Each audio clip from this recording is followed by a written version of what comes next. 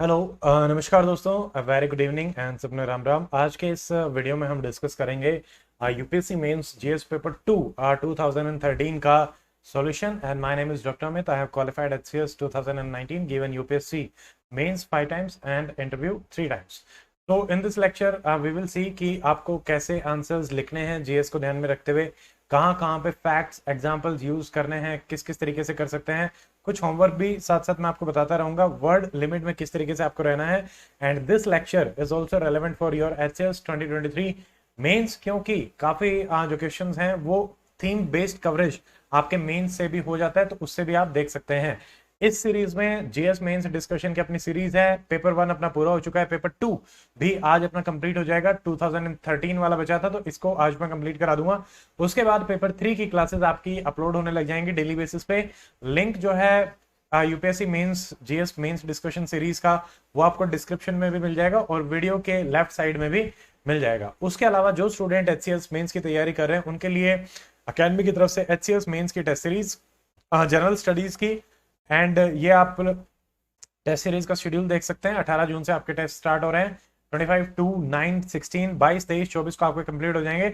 सारे टेस्ट मैं ही चेक करूंगा, पर्सनल फीडबैक आपको दिया जाएगा। 2000 rupees is the fees of the test series, और आप उसको ज्वाइन कर सकते हैं। ऐप का लिंक जो है वो डिस्क्रिप्शन सेक्शन में दिया हुआ है, उसके थ्रू। टेस्ट सीरीज और जीएस का मेंस का बैच हमारा है एचसीएस का, उसमें 300 टॉपिक मैंने कवर कराए हैं स्टैटिक और करंट अफेयर को ध्यान में रखते हुए। लगभग 18 क्वेश्चन पिछली बार उससे आराम से बन रहे थे आउट ऑफ 20, और इस बार भी हमारा यही टारगेट है कि लगभग 90% आपका कवरेज कर लिया जाए। ठीक है, तो जो स्टूडेंट जीएस की तैयारी इस तरीके से इफेक्टिवली करना चाहते हैं वो इस बैच को ज्वाइन कर सकते हैं। बाकी डिटेल्स के लिए आप हमें कॉन्टेक्ट कर सकते हैं, नंबर आपको स्क्रीन पे दिख रहा होगा। ठीक है, दोनों का लिंक जो है वो डिस्क्रिप्शन सेक्शन में है। उसके अलावा जो भी क्लासेस अपनी यूट्यूब की हैं उसकी पीडीएफ डाउनलोड करने के लिए आप अपने, जैसे ये वाली क्लास है उसको प्रिंट कर सकते हैं या खुद के भी नोट्स बना सकते हैं। टू डाउनलोड द पीडीएफ आपको एप्लीकेशन और टेलीग्राम चैनल भी आप ज्वाइन कर सकते हो। दोनों का लिंक जो है वो डिस्क्रिप्शन सेक्शन में है। ठीक है, नेक्स्ट वीडियो इसी सीरीज में रहेगा कल, that will be about UPSC mains GS paper 3 2013 का कंप्लीट डिस्कशन हम रखेंगे। So now let start our UPSC mains previous year paper GS paper 2 2013 का एनालिसिस। अब देखिए पेपर 2 में 2013 में आपके टोटल जो है वो 25 क्वेश्चन आए थे। अब 25 क्वेश्चन है तो 10 मार्क का एक क्वेश्चन आपका रहेगा। ठीक है, यानी 250 मार्क्स का रहता है। अब एचसीएस में भी हमारे 6 मार्क के आपके 10 क्वेश्चन थे, तो अगेन वो लगभग लगभग सेम कैटेगरी के ही रहते हैं। जो 6 का है वो यहाँ पे 10 का आ जाता है, वैसे ही रहता है। तो यहाँ पे आपकी वर्ड लिमिट अप्रोक्सीमेटली 150 मार्क्स के आसपास, सॉरी 200 वर्ड के आसपास है। तो इस हिसाब से रहेगा। ये यहाँ पे क्वेश्चन की लिस्ट दी हुई है, इसको भी आप देख सकते हैं। उसके बाद हम डायरेक्टली आते हैं जो भी हमारा मॉडल आंसर डिस्कशन है उसके हिसाब से। अब देखिए, these are not the model answer जिनको आप डायरेक्टली कॉपी पेस्ट कर सकते हैं, ये सिर्फ एक डिस्कशन के लिए है। इसके अलावा भी बहुत सारी बातें हम थ्रू द लेक्चर जो चल रहा है उसमें डिस्कस करेंगे, उनको आप अपने आंसर्स में एड ऑन कर सकते हैं एग्जाम्पल्स को, और कुछ होमवर्क मैं आपको बता दूंगा ताकि वहां से भी आप अपना वैल्यू एडिशन जो है वो कर सके। देखिए, अब आता है क्वेश्चन नंबर 1। अब यहाँ पे कह रहा है कि the role of individual member of the parliament has diminished over the years and as a result जो हमारी हेल्दी कंस्ट्रक्टिव डिबेट है on the policy issues are not usually witnessed. How far can this be attributed to the anti-defection law which was legislated but with a different intention? Basically 10th जो हमारा schedule है उसका analysis आपसे पूछ रहा है कि किसी अलग इंटेंशन से अपन ने शुरू किया था बट हो कुछ और ही रहा है। ये हमारा एक स्टैटिक पोर्शन का क्वेश्चन रहेगा। इसका डिस्कशन आराम से एम लक्ष्मीकांत पे अपना मिल जाता है। इसको अपन देख लेते हैं कि किस तरीके से आप इसको स्ट्रक्चर कर सकते हैं। इसमें ज्यादा कुछ एनालिटिकल है नहीं। देखो, एंटी डिफेक्शन लॉ, आप इसके बारे में थोड़ा सा बताएं कि 10th शेड्यूल है, 52nd अमेंडमेंट से आया था 1985। उसके बाद इसमें 91st अमेंडमेंट आपका किया गया था जिसमें कि 15% काउंसिल ऑफ मिनिस्टर का जो एक सीलिंग है वो एड ऑन कर दी गई थी। ठीक है, और जो आपका 2/3 मर्जर है उसको तो अभी भी एक्सेप्शन रखा गया, बट 1/3 स्प्लिट वाला जो इश्यू था उसको इन्होंने हटा दिया। बट अब यहाँ पे है क्या कि बेसिकली बहुत सारे ऐसे प्रोविजंस है इसके कि आप अगर पार्टी के अगेंस्ट वोट करते हैं, इंडिपेंडेंट है तो किसी पार्टी को ज्वाइन करते हैं, या नॉमिनेटेड हैं तो आफ्टर 6 मंथ ज्वाइन करते हैं, तो आप पे एंटी डिफेक्शन के थ्रू आपका लेजिस्लेचर जो है वो कैंसिल कर दिया जाएगा, ठीक है, मेंबरशिप को। तो उसी के रिगार्डिंग क्या होता है कि अगर कोई आदमी किसी पर्टिकुलर पार्टी, फॉर एग्जांपल आप पार्टी ए से बिलोंग करते हैं, तो आप अगर उसके अगेंस्ट जाएंगे या एब्सटेन होंगे या अगर कुछ भी चीज कहना चाहते हैं, आप उस पर्टिकुलर लेजिस्लेशन के अगेंस्ट भी वोट नहीं कर सकते। तो इसमें ऐसा भी बोला जाता है कि इसको बहुत ही स्ट्रिक्ट कर दिया गया है। आप एक्चुअली जो मोटिव था वो ये था कि आयाराम गयाराम वाली जो फिलोसफी थी, मैंने आज इस पार्टी को ज्वाइन कर रखा है, कल किसी और पार्टी को ज्वाइन कर लिया, तो उससे क्या होता था कि स्टेबिलिटी जो है पॉलिटिकल सिस्टम की वो चैलेंज हो रही थी। तो उसी स्टेबिलिटी को, पॉलिटिकल स्टेबिलिटी को इंश्योर करने के लिए ये लेके आए थे कि कोई भी ऐसे पार्टीज को इजीली स्विच ना कर पाए, ठीक है। तो अब उसी में अब हुआ क्या कि अगर मान लो मैं अपने कुछ व्यूज हैं जो पार्टी के पर्टिकुलर रजिस्ट्रेशन में डिफरेंट मैं रखता हूं, तो मैं अब नहीं कर सकता क्योंकि पार्टी हो सकता है मुझे एंटी डिफेक्शन में कर दे। तो इसमें अब हम सजेशन इस टाइप के देते हैं कि जहां पे नो कॉन्फिडेंस मोशन है, मनी बिल है, या फिर मोशन ऑफ थैंक्स है, या फिर ऐसे जहां पे स्टेबिलिटी की बात आएगी पार्टी की, सिर्फ आप उन्हीं में बात करें कि यार यहाँ पे तो ठीक है आप लेके आ सकते हैं, बट अदर देन दैट आप उसको इस तरीके से ना देखें कि एंटी डिफेक्शन उस पर लगाया जाए। तो ये कुछ रिफॉर्म्स हैं जिनके बारे में हम बात करते हैं। नाउ लेट्स सी, देखिए तो यहाँ पे एंटी डिफेक्शन लॉ के बारे में थोड़ा सा बताओ। पीपल जो है they vote because of the party irrespective of the candidate, ऐसा इंडिया में जनरली देखा गया है, इसीलिए ये लेके भी आए थे। तो पीपल वो मैंडेट करते हैं लेजिस्लेचर को, उसको डिस्क्वालीफाई कर दिया जाता है from the membership of the house if they violate the party's whip or vote against the party except when more than 1/3 of the members। इसमें आप 2/3 मर्जर को रखेंगे, ये 1/3 के कंटेक्स्ट में अभी नहीं है, ठीक है, इसको थोड़ा सा करेक्शन करेंगे। 1/3 स्प्लिट अब हट चुका है। तो अब इसमें और भी जो प्रोविजंस है जो हम पढ़ते हैं उनके हिसाब से देखेंगे, बट जो मेन फैक्टर था एंटी डिफेक्शन लॉ को लाने के लिए, जैसे नेपोटिज्म है, डायनेस्टी कल्चर है, वो जो चला आ रहा है, तो ज्यादा से ज्यादा लोग इसको मतलब चैलेंज करें और नई पार्टीज एस्टेब्लिश हो सकें और उनमें स्टेबिलिटी भी आ सके। अदरवाइज क्या है कि आपकी पार्टी को तोड़ दिया जाता था उसकी वजह से भी। तो ये रहेगा सेकंड जो यहाँ पे कि रीजनल जो पार्टीज हैं उनका भी ज्यादा से ज्यादा प्रोलिफरेशन जो है वो हो रहा था, ठीक है, तो ये भी रहेगा। तो उसकी वजह से भी कई बार क्या है कि उनकी थोड़ी मोड़ी सीट्स आ गई, अब वो भी पार्टी में कहीं ना कहीं अलायंस में हिस्सा हो जाते हैं और वो लेटर ऑन स्टेबिलिटी को चैलेंज करते हैं। थर्ड, जैसे कि इंट्रा पार्टी डेमोक्रेसी आपके अंदर नहीं रहती है, तो पार्टी का आपका कभी किसी पार्टी के साथ भाग रहा है, कभी किसी पार्टी के साथ, तो वो भी एक बड़ा इशू रहता है। ऑल्सो नेक्स्ट इज जैसे कि पॉलिटिकल लीडर और इलेक्टोरेट, जैसे कि पार्टी का एक जो मेजर लीडर है उनके लिए तो सारे के सारे ट्रस्ट भी रखते हैं, बट उसके अलावा जो बाकी हमारे लीडर्स हैं उनके लिए उतना नहीं होता, ठीक है, तो वो भी रहता है। एक पर्टिकुलर डिस्कनेक्ट भी देखा जाता है दूसरे लीडर्स को लेकर। तो ये फैक्टर्स थे एंटी डिफेक्शन लॉ को लाने के लिए। पार्टीज में सेंट्रलाइजेशन भी हो रहा था, हाई कमांड कल्चर भी आपका आ रहा था, तो ये अलग अलग रीजंस थे, तो इस वजह से ये था। तो अब हो क्या रहा है कि कंस्ट्रक्टिव डिबेट्स हमारी नहीं हो पा रही हैं, ठीक है, तो उसको अपने को बताना पड़ेगा कि आप इंडिविजुअल के ओपिनियंस को पार्टी विप के जो अगेंस्ट जा रहे हैं, ठीक है, जो अपने ऊपर देखा, तो इस वजह से इसका जो मेन पर्पज है उसके अगेंस्ट हम जा रहे हैं। What are the suggestions, way forward क्या रहेगा, जैसा कि मैंने आपको बताया था, नो कॉन्फिडेंस मोशन या फिर आप मनी बिल में लेके आ सकते हैं, या मोशन ऑफ थैंक्स हो गया जहां पे पार्टी की स्टेबिलिटी के कंटेक्स्ट में रहे, या फिर नो कॉन्फिडेंस मोशन के साथ कॉन्फिडेंस मोशन भी आप लेके आए ताकि ज्यादा से ज्यादा लंबे टाइम तक स्टेबिलिटी को इंश्योर कर दिया जा सके और इंडिविजुअल जो मेंबर है वो भी अपने व्यू पॉइंट्स को रख सके। देखिए क्वेश्चन नंबर 2 यहाँ पे क्या है, डिस्कस द सेक्शन जो यूपीएससी में अपना आया था 66A of IT act with reference to the alleged violation of article 19 of the constitution.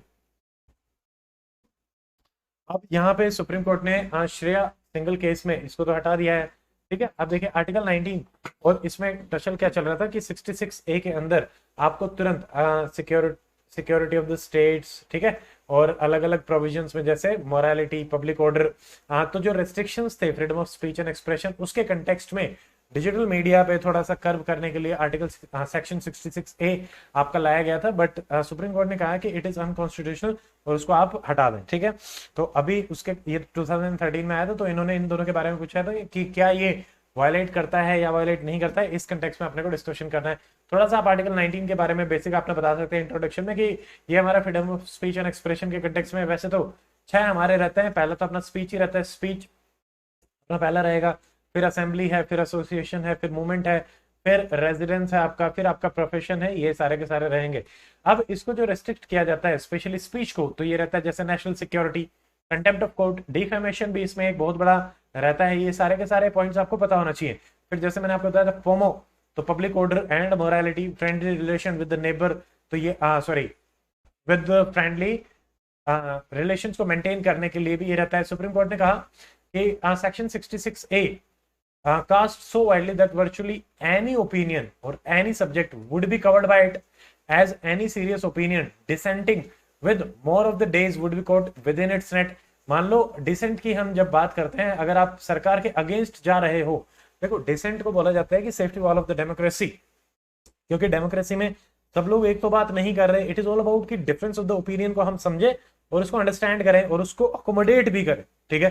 तो वो यहाँ पे पॉसिबल नहीं हो पाता, तो इसलिए सुप्रीम कोर्ट ने कहा कि such is the reach of the section and if it is so withstand the test of the constitutionality the chilling effect on the freedom of speech would be total. तो एक और हम बात करते हैं कॉन्स्टिट्यूशनल मोरालिटी की, तो ये उसके अगेंस्ट भी आपका जा रहा है, ठीक है। तो आप इसमें अदर एग्जांपल्स की भी बात कर सकते हैं। कॉन्स्टिट्यूशनल मोरालिटी भी सवाल एक पूछा गया था, ठीक है। Now section 66A does not violate article 19। क्यों? क्योंकि देखिए अब यहाँ पे क्या है, ये तो पुराना हो गया डिस्कशन, तो इसको अब उतनी रेलेवेंस नहीं रही है कि centre that not to effect arrest under section 66A without the prior permission from senior police officer, यानी यहाँ पे एक सेफ गार्ड आपका दिया हुआ है। अननेसेसरी डिटेंशन हम नहीं कर सकते, तो उसके लिए सेफ गार्ड था। जैसे मिनिस्ट्री है तो provisions not freedom of speech and expression under article 19(1), तो they are not providing absolute freedom, क्योंकि हमारे पास रीजनेबल रिस्ट्रिक्शंस हैं। तो ये कह रहे हैं कि 66A में भी रीजनेबल रिस्ट्रिक्शन है, तो क्यों ना इसको किया जाए, ठीक है। बट हमें इस बारे में अब ज्यादा कुछ नहीं करना, because it is an old topic. देखो सेक्शन 66A वायलेट्स 19 बिकॉज ये वेग है कि लॉ एनफोर्समेंट अथॉरिटी जो है वो अपने हिसाब से इंटरप्रेट ही करती है। जैसे सेडिशन के केसेस में भी देखा जाता है, वो भी आपसे टॉपिक पूछा जाता है कि आर्टिकल 124A के अंडर कई बार ऐसा होता है कि चिलिंग इफेक्ट क्रिएट करने के लिए, चिलिंग इफेक्ट क्या होता है, मैं कुछ बोल रहा हूं, मेरे ऊपर एक्शन कर दिया, वो एक्शन रिक्वायर्ड नहीं था, तो उसको देख के दूसरे लोग भी बोलना बंद कर दें, ठीक है। तो इस टाइप का ये कुछ रहता है। अब देखिए अथॉरिटीज अपने हिसाब से इंटरप्रेट कर लेते हैं लिबरली, तो उसमें सिटीजन्स को कई बार नुकसान होना बिहाइंड द बार आप डाल देते हो, and that is not right also. So what is the way ahead, तो इसको तो अभी डिक्लेयर कर दिया गया है, अनकॉन्स्टिट्यूशनल रिपील कर दिया गया है, बिकॉज ये हमारे फंडामेंटल राइट्स, जैसे हम जुडिशियल रिव्यू में देखते हैं आर्टिकल 13 के अंदर, कि आपका जो बेसिक स्ट्रक्चर है उसके अगेंस्ट ही ये जा रहा है, freedom of speech and expression, और उसको आप इस तरीके से रेस्ट्रिक्ट नहीं कर सकते, ठीक है। तो ये रहेगा। नाउ क्वेश्चन नंबर 3 देखिए, ये भी रिसेंटली था कि recent directive from ministry of petroleum natural gas are perceived by the Nagas as a threat to override the exceptional status enjoyed by the state, discussed in the light of article 371A of the Indian Constitution। देखिए पहले हमारे पास article 370 था, 371 ABCDE, इसके बारे में अपने को briefly पता होना चाहिए कि ए में क्या है, बी में क्या है, सी में क्या है, क्या स्पेशल प्रोविजंस हैं और क्या उन स्पेशल प्रोविजंस के थ्रू वो एंश्योर करना चाहते हैं। देखो अगर हम नागालैंड के कंटेक्स्ट में बात करते हैं तो मेजरली जैसे लेजिस्लेटिव, एग्जीक्यूटिव, जुडिशियल भी हमारे स्पेशल यहाँ पे दिए गए हैं। यहाँ पे काफी सब्जेक्ट्स हैं, अराउंड 40 सब्जेक्ट्स हैं जिन पे आप ये सब कर सकते हैं, और जो ज्यादातर पावर्स हैं वो आपकी जैसे ग्राम सभा और इन सबको दे रखी हैं, तो वहां पे लोकल लेवल पे ज्यादा अथॉरिटी को इंश्योर किया गया है उनके जो ट्रेडिशनल कस्टम्स हैं, लॉ हैं, उनको प्रोटेक्ट करने के लिए। बट अब जैसे मान लो मिनिस्ट्री ऑफ पेट्रोलियम और नेचुरल गैस वहां पे जो भी माइनिंग और ये सब करना चाह रहे थे, तो उसके अगेंस्ट मान लो अब इनका डायरेक्टिव है वो अलाउ कर रहे हैं, बट उनसे कोई परमिशन ली ही नहीं, ठीक है। तो वो उसके अगेंस्ट चला जाता है कि आप एक तरफ प्रोटेक्ट कर रहे हो बट दूसरी तरफ प्रोटेक्शन है आपका लेजिस्लेचर में आर्टिकल 371 है, बट एग्जीक्यूटिव आपके उसके अगेंस्ट जा रहे हैं, तो ये भी एक लेजिस्लेचर एग्जीक्यूटिव का टशल आपका माना जाएगा। अब आप इंट्रोडक्शन में इसका थोड़ा सा बता सकते हैं कि 371A is about special status to the Nagaland, it confers restricted sovereignty over the Naga Legislative Assembly in the matter of their social custom, tradition, culture, civil and criminal justice, land and natural resources। काफी wide जो है वो jurisdiction Nagas के लिए दिया गया है, ये चीज आप ध्यान रखेंगे। Now what are the issues, देखिए सेंटर ने पास किया था minor and mineral regulation and development act, and it gives vast power to the centre in their allocation. तो नागा असेंबली जो है दे फेल्ट कि उनकी जो सोवरेनिटी है 371A के अंदर, जिसमें कि लैंड एंड नेचुरल रिसोर्सेज आते हैं, it cancelled all gas exploration licences awarded by the centre in Nagaland, ठीक है, क्योंकि इनके अपने खुद के कानून है, खुद के ऑप्शंस हैं, तो आप वो अपने हिसाब से देखते हैं, वो एनवायरमेंट के हिसाब से भी देखते हैं कितना नुकसान होगा क्या नहीं होगा, ठीक है। अब इस टाइप के एग्जाम्पल को आप एज एन एग्जाम्पल भी याद रखेंगे कि जो हमारी एनवायरमेंट वर्सेस इकोनॉमी की जो डिबेट रहती है उसको भी ये चैलेंज करता है, ठीक है, कि किस चीज को ज्यादा रखना है, तो उसमें ध्यान रखना है, ठीक है। नाउ देखिए, सेंटर एंड द मिनिस्ट्री, उन्होंने आर्टिकल 371A में negative power to the Naga assembly, कि भाई आप अगर किसी चीज को स्टॉप करना चाहते हैं तो आपके पास है, ठीक है, और सेंटर अपोज कर रहा है नागालैंड के लॉज को, तो ये दोनों अगेंस्ट में जा रहे थे। Now what is the way ahead, देखिए अभी भी मोस्टली अब जैसे, क्योंकि रिस्पेक्ट तो करना पड़ेगा, आपने 370A में ये दे रखी है, तो जो issue has to be resolve politically in the statesmanship like manner not by resorting to the narrow reading of the laws. तो आपने दिया है तो उसको अच्छे से रिस्पेक्ट भी करो, ठीक है, क्योंकि नॉर्थ ईस्ट, अब यहाँ पे हम ये भी बातें करते हैं कि इनका जो इमोशनल, सोशल, साइकोलॉजिकल इंटीग्रेशन है वो इन्हीं की वजह से है, ठीक है, तो आपको वो चीजें मेंटेन करनी पड़ेंगी। ये आपका यूनिटी इंटीग्रिटी को थ्रेटन नहीं कर रहा है। आप ज्यादा इंटरफेयर करने लग जाएंगे तो डेफिनेटली लोगों में डिस्ट्रस्ट भी फैलने लग जाएगा और उसकी वजह से एलियनेशन की फीलिंग आती है। They do not see themselves to be belonging to India as such, तो वो इस तरीके से भी देख लेते हैं। Article 371A, it never create a political vacuum in Nagaland in this area. Naga assembly जो है, they have power to conduct their own auctions, तो इसको गलत तरीके से इंटरप्रेट नहीं करेंगे। जैसे लास्ट लेक्चर में हमने देखा था येलो जर्नलिज्म, ठीक है, ये येलो लेजिस्लेशन की कैटेगरी में भी आपका आता है कि आपने अलग तरीके से इंटरप्रेट कर लिया या अलग एक कानून बना दिया कि हाँ वो उसके साथ ओवरलैपिंग सा कर जाए और गलत तरीके से उसका इस्तेमाल हम कर ले, ठीक है। देखिए क्वेश्चन नंबर 4 क्या कह रहा है, ये है the Supreme Court of the India keeps a check on the arbitrary power of the Parliament in amending the Constitution। देखो अभी 30 इयर्स हो रहे हैं केशवानंदन भारती केस के, जिसमें बेसिक स्ट्रक्चर डॉक्ट्रिन आपके आई थी, ये बेसिकली उसी के रिगार्डिंग है, बेसिक स्ट्रक्चर डॉक्ट्रिन, और इसके रिगार्डिंग ऑलरेडी 4-5 बार क्वेश्चन डायरेक्टली पूछा जा चुका है, एचसीएस में भी आने की पूरी संभावना है। अब यहाँ पे आपको वही डिस्कस करना है, वहां पे एग्जाम्पल्स आपको कोट करने हैं कि कैसे क्या तो उस केस का डिस्कशन था और क्या अभी किस तरीके से चेक्स कर रहा है, क्योंकि हम जब इंडिया के कंटेक्स्ट में बात करते हैं तो आर्टिकल 50 itself says कि we have separation of the power but not strict, we have checks and balances between each of the organ। तो बहुत सारे हमारे एग्जांपल्स हैं जहां पे लेजिस्लेचर, एग्जीक्यूटिव, जुडिशरी एक दूसरे को इंडिपेंडेंट रहते हुए भी कंट्रोल कर रहे हैं, ठीक है। तो वैसे तो मल्टीपल नंबर ऑफ एग्जांपल्स हैं, वो भी इन इटसेल्फ सेपरेटली आपसे एक क्वेश्चन पूछा जा सकता है कि पूछा भी है पहले कि the separation of the power article 50 वो आपका स्ट्रिक्ट क्यों नहीं है, इंडिया में जो है चेक्स एंड बैलेंसेस को दिखाता है, हाउ विल यू जस्टिफाई, तो वो भी आपको पता होना चाहिए। उसमें भी सारे के सारे एग्जांपल लेजिस्लेचर, एग्जीक्यूटिव, बट अभी इसमें अपन इतना ही देखेंगे कि कैसे सुप्रीम कोर्ट रख रहा है। तो आप इसमें बेसिकली जैसे कि भाई आपका बात कर रहा है अमेंडिंग ऑफ द कॉन्स्टिट्यूशन, आप 368 का भी जिक्र कर सकते हो कि पार्लियामेंट जो है, कॉन्स्टिट्यूशन ने पार्लियामेंट में पावर दी है 368 में without any explicit restrictions other than procedural. अब ये बहुत सारे जैसे 42, 44, 73, 74 अमेंडमेंट्स में करी गई and they were quite positive amendments also, and sometimes कुछ अमेंडमेंट ऐसे भी रहे जहां पे ऐसा लगा कि पार्लियामेंट जो है वो अपनी पावर को अननेसेसरली एक्सरसाइज कर रहा है, और उस टाइम पे टू एंश्योर कि संविधान को अननेसेसरली बहुत ज्यादा ही आपका चेंज ना किया जाए, तो supreme court came up with the doctrine called as की बेसिक स्ट्रक्चर डॉक्ट्रिन। तो कोर्ट ने कहा, कोर्ट को वैसे तो आर्टिकल 13 में पावर थी जुडिशियल रिव्यू की, टाइम एंड अगेन वो देखता रहता है कि आर्बिट्रेरी अमेंडमेंट्स आप नहीं कर सकते, ठीक है, बट प्रोसीजरल के हिसाब से भी वो देखता है, प्रोसेस के हिसाब से भी देखता है।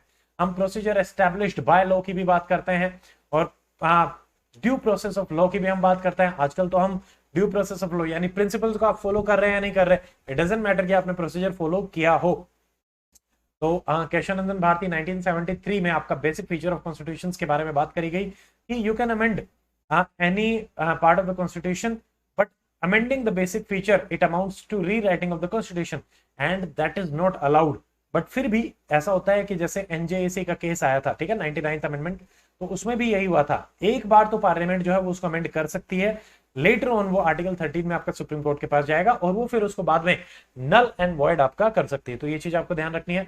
Now issues surrounding the compensation paid for land acquisition, parliamentary amendments to read that full compensation paid or formula based or not taken, ये पुराना कुछ मैटर है, इसको अभी रहने दे, ठीक है, कि जैसे कि कंपनसेशन की जो बात करी गई कि भाई हमारा जो पर्सनल कल्टीवेशन लैंड है या फिर माइनॉरिटी की लैंड है, उसको अगर आप एक्वायर कर रहे हैं तो आपको पूरा का पूरा कंपनसेशन जो है सरकार को वो पे करना पड़ता है, ठीक है।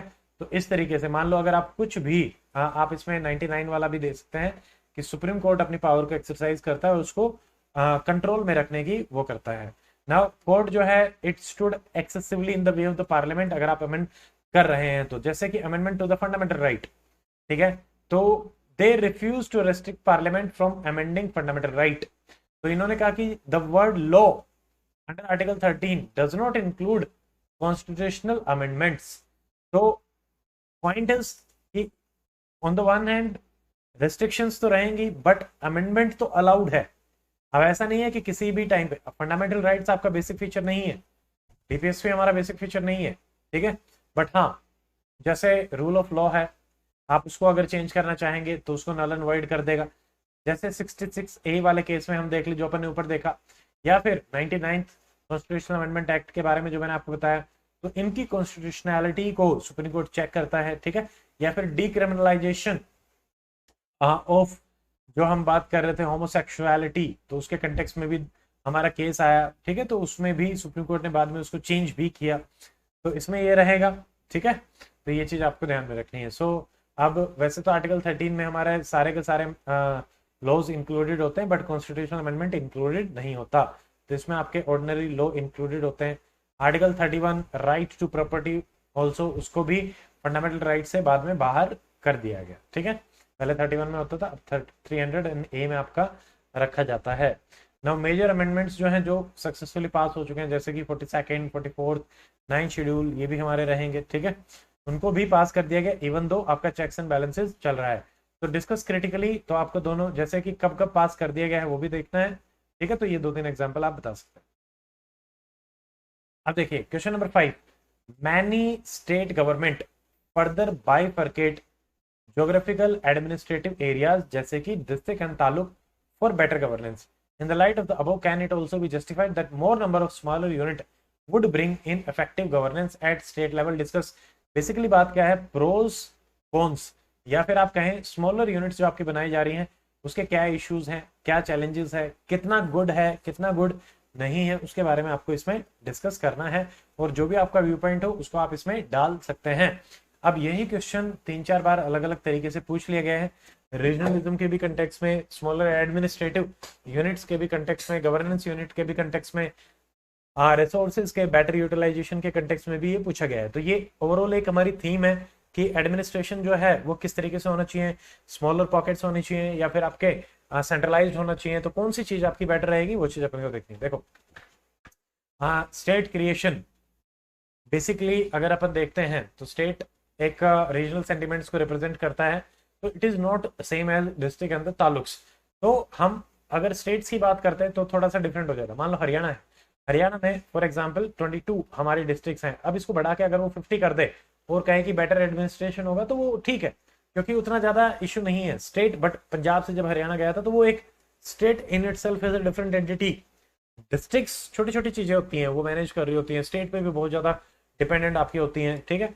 नाउ जैसे देखें अब यहाँ पे बात है कि स्मॉलर, इस स्टेटमेंट में इन्होंने कहा है कि आप स्मॉलर स्टेट्स जो बना रहे हैं क्या वो ज्यादा बेटर रहेंगे। तो नाउ हम दोनों चीजें देख लेते हैं, इश्यूज एंड एडवांटेजेस। देखो स्मॉलर स्टेट्स हैं जैसे नॉर्थ ईस्ट है, तो ये पहले तो अलग अलग में देखो सोशो इकोनॉमिकल, पॉलिटिकल, फाइनेंशियल, ठीक है। तो अब जैसे इकोनॉमिकली इनके पास फाइनेंशियल सस्टेनेबिलिटी नहीं होती, ज्यादातर टाइम ये सेंटर पे ही डिपेंड होते हैं, जैसे ग्रांट एंड एड्स वगैरह के लिए। जब तक आप इकोनॉमिकली डिपेंड नहीं होंगे तो क्या स्मॉल स्टेट क्रिएट करने का फायदा है? हाँ, क्रिएट कर रहे हो तो उनको फिर सोशल और इकोनॉमिकल अपॉर्चुनिटीज भी आप दें ग्रो करने के लिए, टैक्सेस के हिसाब से इंडिपेंडेंस दें तो और ज्यादा बेटर रहता है, ठीक है। पॉलिटिकली भी वो बहुत ज्यादा वल्नरेबल रहते हैं। सेंट्रल जो गवर्नमेंट है, ठीक है, स्टेट पे अगर सेम गवर्नमेंट है तो उनके लॉज को भी ट्वीक करता है, जैसे कि अपन ने ऊपर वाले एग्जांपल में भी देखा नागालैंड वाले इश्यूज में, ठीक है। तो ये भी हो जाता है। वाटर का कंटेक्स्ट देख लो, इंटर वाटर शेयरिंग में भी बहुत सारे इश्यूज आ जाते हैं। इवन दो तमिलनाडु, कर्नाटका हमारे बड़े बड़े स्टेट्स हैं, केरला, उनके बीच में इश्यूज चलते रहते हैं। मान लो आपने बहुत सारे छोटे छोटे स्टेट्स बना दिए, तो जैसे पंजाब हरियाणा में भी इश्यू चल रहे हैं, तो ऐसे इश्यूज और ज्यादा अराइज होंगे क्योंकि अभी तक हमारे पास कोई उसका इफेक्टिव सॉल्यूशन नहीं है। और एक और चीज, जैसे ये जो है interstate water dispute in itself भी हमारा एक टॉपिक है जो आर्टिकल 262 के अंदर आपका डिस्कस होता है कि इसके क्या सॉल्यूशंस हो सकते हैं, ट्राइब्यूनलाइजेशन को लेके, ठीक है, या फिर टाइम फ्रेम को लेके वो अपना अलग रहेगा। देखिए, it reduces the power of the state vis centre in the federal setup also. और कई बार जैसे स्टेट है, छोटा स्टेट बना तो हो सकता है कि बाद में उसको यूटी बना दिया जाए, ठीक है, या कई बार इजी हो जाता है। अब जैसे मान लो जेएनके था तो उस इशू में भी 2 यूटीज बना दी गई, अब यूटी के बाद आप स्टेट बना देते हो, फिर से यूटी बना देते हो, कई बार ऐसा ऊपर नीचे चलता रहता है, तो ये भी रहेगा। ज्यादा से ज्यादा स्टेट रहेंगे तो बाउंड्री इश्यूज भी आपके अराइजेस होंगे, कि जो स्पेशली बाउंड्री पे जो एरियाज है उनके एडमिनिस्ट्रेशन और गवर्नेंस पे बहुत सारे इश्यूज आते हैं। तो हमें ये देखना है कि सिर्फ और सिर्फ इंटर स्टेट कॉमर्स में भी इश्यूज आते हैं, नेशन एंड गवर्नेंस में भी इश्यूज आते हैं। देखो, छोटी यूनिट इजी टू एडमिनिस्टर, ये हमेशा एक कारण नहीं हो सकता। आपको socio economical, political, water, interstate issues, ठीक है, सेटलमेंट, ये सारे इश्यूज भी देखने, गवर्नेंस के इश्यूज, कि किस हद तक वो इश्यूज मैनेज करना इजी हो पाएगा या नहीं हो पाएगा, या वो रिस्क लेना भी ठीक है या नहीं है, ठीक है। तो इसीलिए ऐसा नहीं है कि कितने भी नंबर ऑफ स्टेट्स बना दे। नाउ एडवांटेज क्या है? एडवांटेज छोटे छोटे स्टेट्स के ये हैं कि जो रीजनल एक्सप्लोइटेशन की पॉसिबिलिटी है वो थोड़ा सा कम हो जाती है, क्योंकि बड़े स्टेट्स जो हैं वो रीजनल पार्टीज भी वहां पे स्ट्रांग होती हैं, और वो उसके बेसिस पे कई बार सेंटर के साथ भी गड़बड़ चलती रहती है, तो वहां पे भी एक्सप्लोइटेशन आपका पॉलिटिकल तरीके से या इकोनॉमिकल ग्रांट्स उतनी नहीं मिल पाती, तो वो रहता है। बट छोटे स्टेट उतना असर्ट नहीं कर पाते, तो वो उनको सेंटर थोड़ा सा सपोर्ट भी ज्यादा कर देता है, ठीक है। But on the other hand जो हमारी रीजनल एस्पिरेशंस हैं आपकी, वो भी सेटिस्फाई हो जाती हैं, आपको स्टेट मिल जाता है, ठीक है। तो ये भी कई बार प्रायोरिटी रहती है। एडमिनिस्ट्रेशन भी आपका कंपैरेटिवली बेटर हो जाएगा, इजी टू एडमिनिस्टर हो जाएंगे, तो ये कुछ है। बट और on the other hand what are the disadvantage of large states? अब देखो, इसमें एक मेजर फैक्टर है एलोकेशन ऑफ फंड को लेके, ये उतना इवनली डिस्ट्रीब्यूटेड नहीं होता है। बड़े स्टेट्स के साथ कई बार ये हो जाता है कि वहां से जो रेवेन्यू आप कलेक्ट करते हैं वो बहुत ज्यादा होता है, बट उनको जो रेवेन्यू शेयर किया जाता है वो बहुत कम होता है। इसीलिए जैसे तमिलनाडु, महाराष्ट्र, जो हमारे बड़े बड़े स्टेट्स हैं, इनका रेवेन्यू बहुत हाई है, but on the other hand they talk about कि हमें उतना शेयर नहीं मिल पाता, हमारा ज्यादातर शेयर जो है वो यूपी, बिहार, इनके पास चला जाता है। Even though they are also big states, but इनका रेवेन्यू कम है, तो इनको पुअर स्टेट्स के लेके कर चला जाता है। बट एक बैलेंस सा बनाना हमारे लिए बहुत ज्यादा जरूरी रहता है। देखो, ज्यादातर जो साइज के अलावा मोर देन साइज क्या मैटर करता है कि with in the state population जो हमारा टैलेंट अवेलेबल है उसको हम एफिशिएंटली यूज करें। उससे क्या होगा, जॉब्स अच्छी क्रिएट होंगी, एंटरप्रेन्योरशिप आपका रहेगा, इकोनॉमिकल रेवेन्यूज आपके जनरेट होंगे, और स्टेट जो है वो प्रॉस्परस करेगा। बेसिकली जो फंडा रहता है वो यही रहता है कि इकोनॉमिकली हम बेटर हो पा रहे हैं या नहीं हो पा रहे, ठीक है। एंड सेकंड, आप क्वालिटी ऑफ गवर्नेंस और एडमिनिस्ट्रेशन पे फोकस करो, ठीक है, ये कॉम्प्रोमाइज नहीं होने चाहिए। तो उसके बाद आप करते हैं तो ठीक है। क्वेश्चन नंबर 6 देखिए, कॉन्स्टिट्यूशनल मैकेनिज्म टू रिजोल्व, अब वही आगे एक अगला सवाल जो अपन डिस्कस करें, inter state water dispute have failed to address और solve the problem, is the failure due to structural और द प्रोसेस इनएडुकेसी बोथ। देखो, अब हम प्रोसेस की बात करें, हमारे पास है आर्टिकल 262 जो इंटरस्टेट वाटर डिस्प्यूट की बात करता है।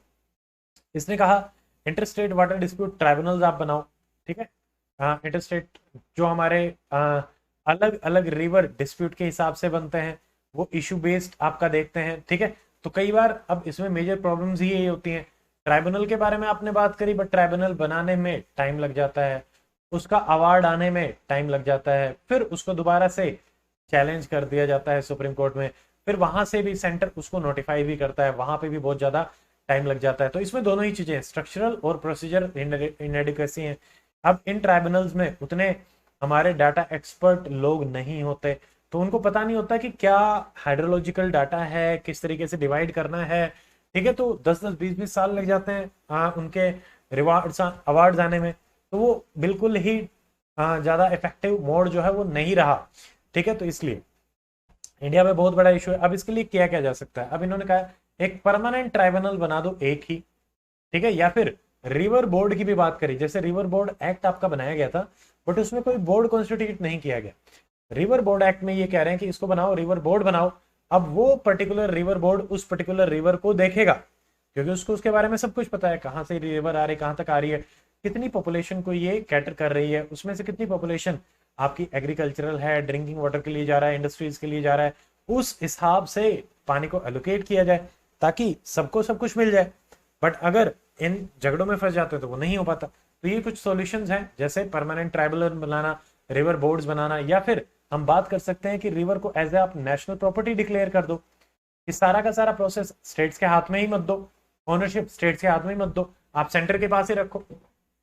तो ये भी अच्छे सॉल्यूशंस हैं जिनके बारे में हम बात कर सकते हैं। अब थोड़ा सा जो यहाँ पे लिखा है उसको भी देख लेते हैं। जैसे इंडिया जो है faced many interstate water dispute over, जैसे कि कुछ एग्जांपल दे सकते हैं, रावी, कृष्णा, या हम हरियाणा वाला भी अपना एग्जांपल दे सकते हैं, सतलुज, यमुना। ठीक है, ये हो गया। प्रोसीजरल इनएडिक्वेसीज, जैसे ट्राइब्यूनल्स हैं, work in conciliatory fashion rather than legal, मन किया किया, नहीं किया नहीं किया, अलग अलग तरीके से। ठीक है, tribunal primacy to technical issues, तो they mostly code in legal issue, कि भाई टेक्निकलिटीज के बेसिस पे उनके जो अवार्ड्स हैं उनको भी चैलेंज किया जा रहा है, जैसे अपन ऊपर देखा।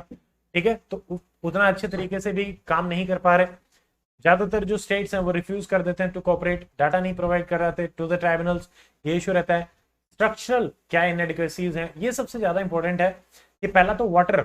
ठीक है, अब ये स्टेट सब्जेक्ट है 56 में, यूनियन सब्जेक्ट है इंटरस्टेट वाला आपका। ये तो आर्टिकल 262 में तो इंटरस्टेट वाटर डिस्प्यूट आपका मैनेज होता है।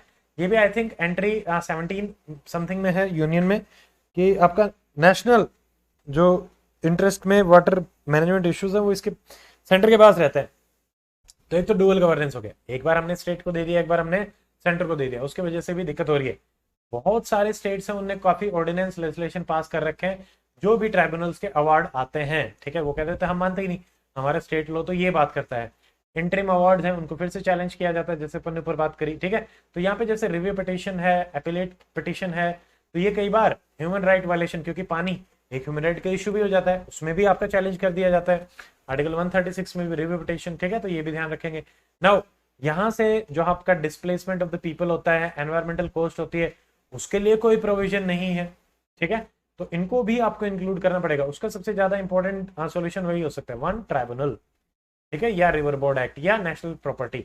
ऊपर अपन ने इश्यूज सॉल्यूशंस के बारे में बात कर ली थी। और क्या इशू है कि भाई पार्टी जो है वो पॉलिटिक्स प्ले करते हैं, क्योंकि पानी जो है काफी सेंसिटिव इश्यूज है, इसका कोई भी सॉल्यूशन, एमिकेबल सॉल्यूशन जनरली उतना जल्दी से एक्सेप्टेबल नहीं होता। पॉलिटिकल कमिटमेंट की भी लैकिंग है, आपस में बैठते नहीं है, बात नहीं करते हैं। ठीक है, क्योंकि वोट बैंक पॉलिटिक्स का एक बहुत बड़ा इशू ये आपका रहेगा। अब देखिए क्वेश्चन नंबर 7, अब ये पुराना हो गया है, so will just try to just see it fast, ज्यादा कुछ नहीं। Discuss the recommendation of the 13th finance commission which have been a departure from previous commission for strengthening of local governance finances। अब देखो इसमें आपको basically बताना क्या है, इसको हम देखते हैं 15th के कंटेक्स्ट में।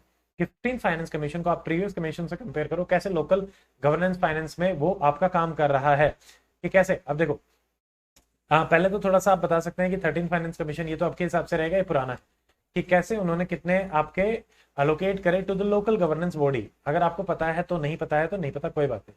अब इसमें लोकल जो गवर्नेंस फाइनेंसेस हैं उसमें जनरली हम पीआरआई और यूएलबी के कंटेक्स में ही बात करते हैं, डायरेक्टली जो फाइनेंस कमीशन का इनके पास जाता है। ठीक है, ये जो फंड है इसके अलग अलग क्राइटेरियाज हैं। स्टेट्स को जो फंड दिया जाता है उसके अपने अलग अलग क्राइटेरियाज हो, जैसे इनकम डिस्टेंस, कि भाई जो एवरेज इनकम है इंडिया की उससे आप कितना दूर हैं। पॉपुलेशन आपकी 1971 की भी देखी जाती है, 2011 की भी पॉपुलेशन देखी जाती है। ठीक है, पास्ट में आपने फंड का यूटिलाइजेशन किस तरीके से किया वो भी देखा जाएगा। SC/ST population, index of devolution हमारा कितना रहता है। ठीक है, तो अलग अलग फैक्टर्स के हिसाब से अब तो जैसे फॉरेस्ट एरिया भी हम देखते हैं, या फिर जो हमारी टैक्स एफिशिएंसी वगैरह है उसके कंटेक्स में भी देखते हैं। जो स्टेट अच्छा परफॉर्म करता है उसको अच्छा पैसा मिलता है।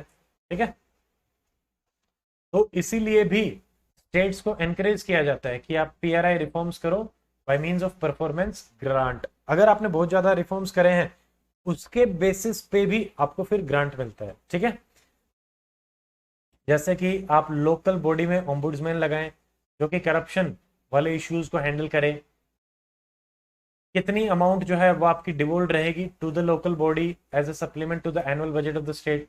मान लो स्टेट का बजट है 100 करोड़ का, वो कहे कि हम इसमें से 40% आपका डिवोल्व करेंगे लोकल के पास, ज़्यादा करोगे तो सेंटर भी आपको ज़्यादा सपोर्ट करने की कोशिश करेगा। ऑडिट सिस्टम अच्छा रहे ताकि एक ट्रांसपेरेंसी, अकाउंटेबिलिटी जो है वो हमारी मेंटेन रहती है। Also standardising the report of the state finance commission and their tenure, अभी भी 5 साल का है टेन्योर, बट स्टेट में ज़्यादातर क्या रहता है, उतना वो टाइमली सबमिट नहीं करते हैं, तो उसकी वजह से इश्यू रहता है। इनको टैक्सेस की पावर भी आप अच्छे से दें। Providing for certain qualification for the selection as a member of the state finance commission, यहाँ पे भी कोई क्राइटेरिया नहीं है, अच्छे से दोगे तो ज़्यादा मिलेगा। ठीक है, तो ये लोकल गवर्नेंस इस तरीके से हम अब स्ट्रेंथन करने के कंटेक्स में आपका रहेगा। ठीक है, अब यहाँ पे जो कीवर्ड्स हैं जो उससे लिंक्ड है, आप उन पे थोड़ा सा ध्यान रखेंगे। अब देखो question number 8, the product diversification of financial institution and insurance company resulting in overlapping of product and services strengthen the case for the merger of the two regulatory bodies, namely SEBI and IRDA justify।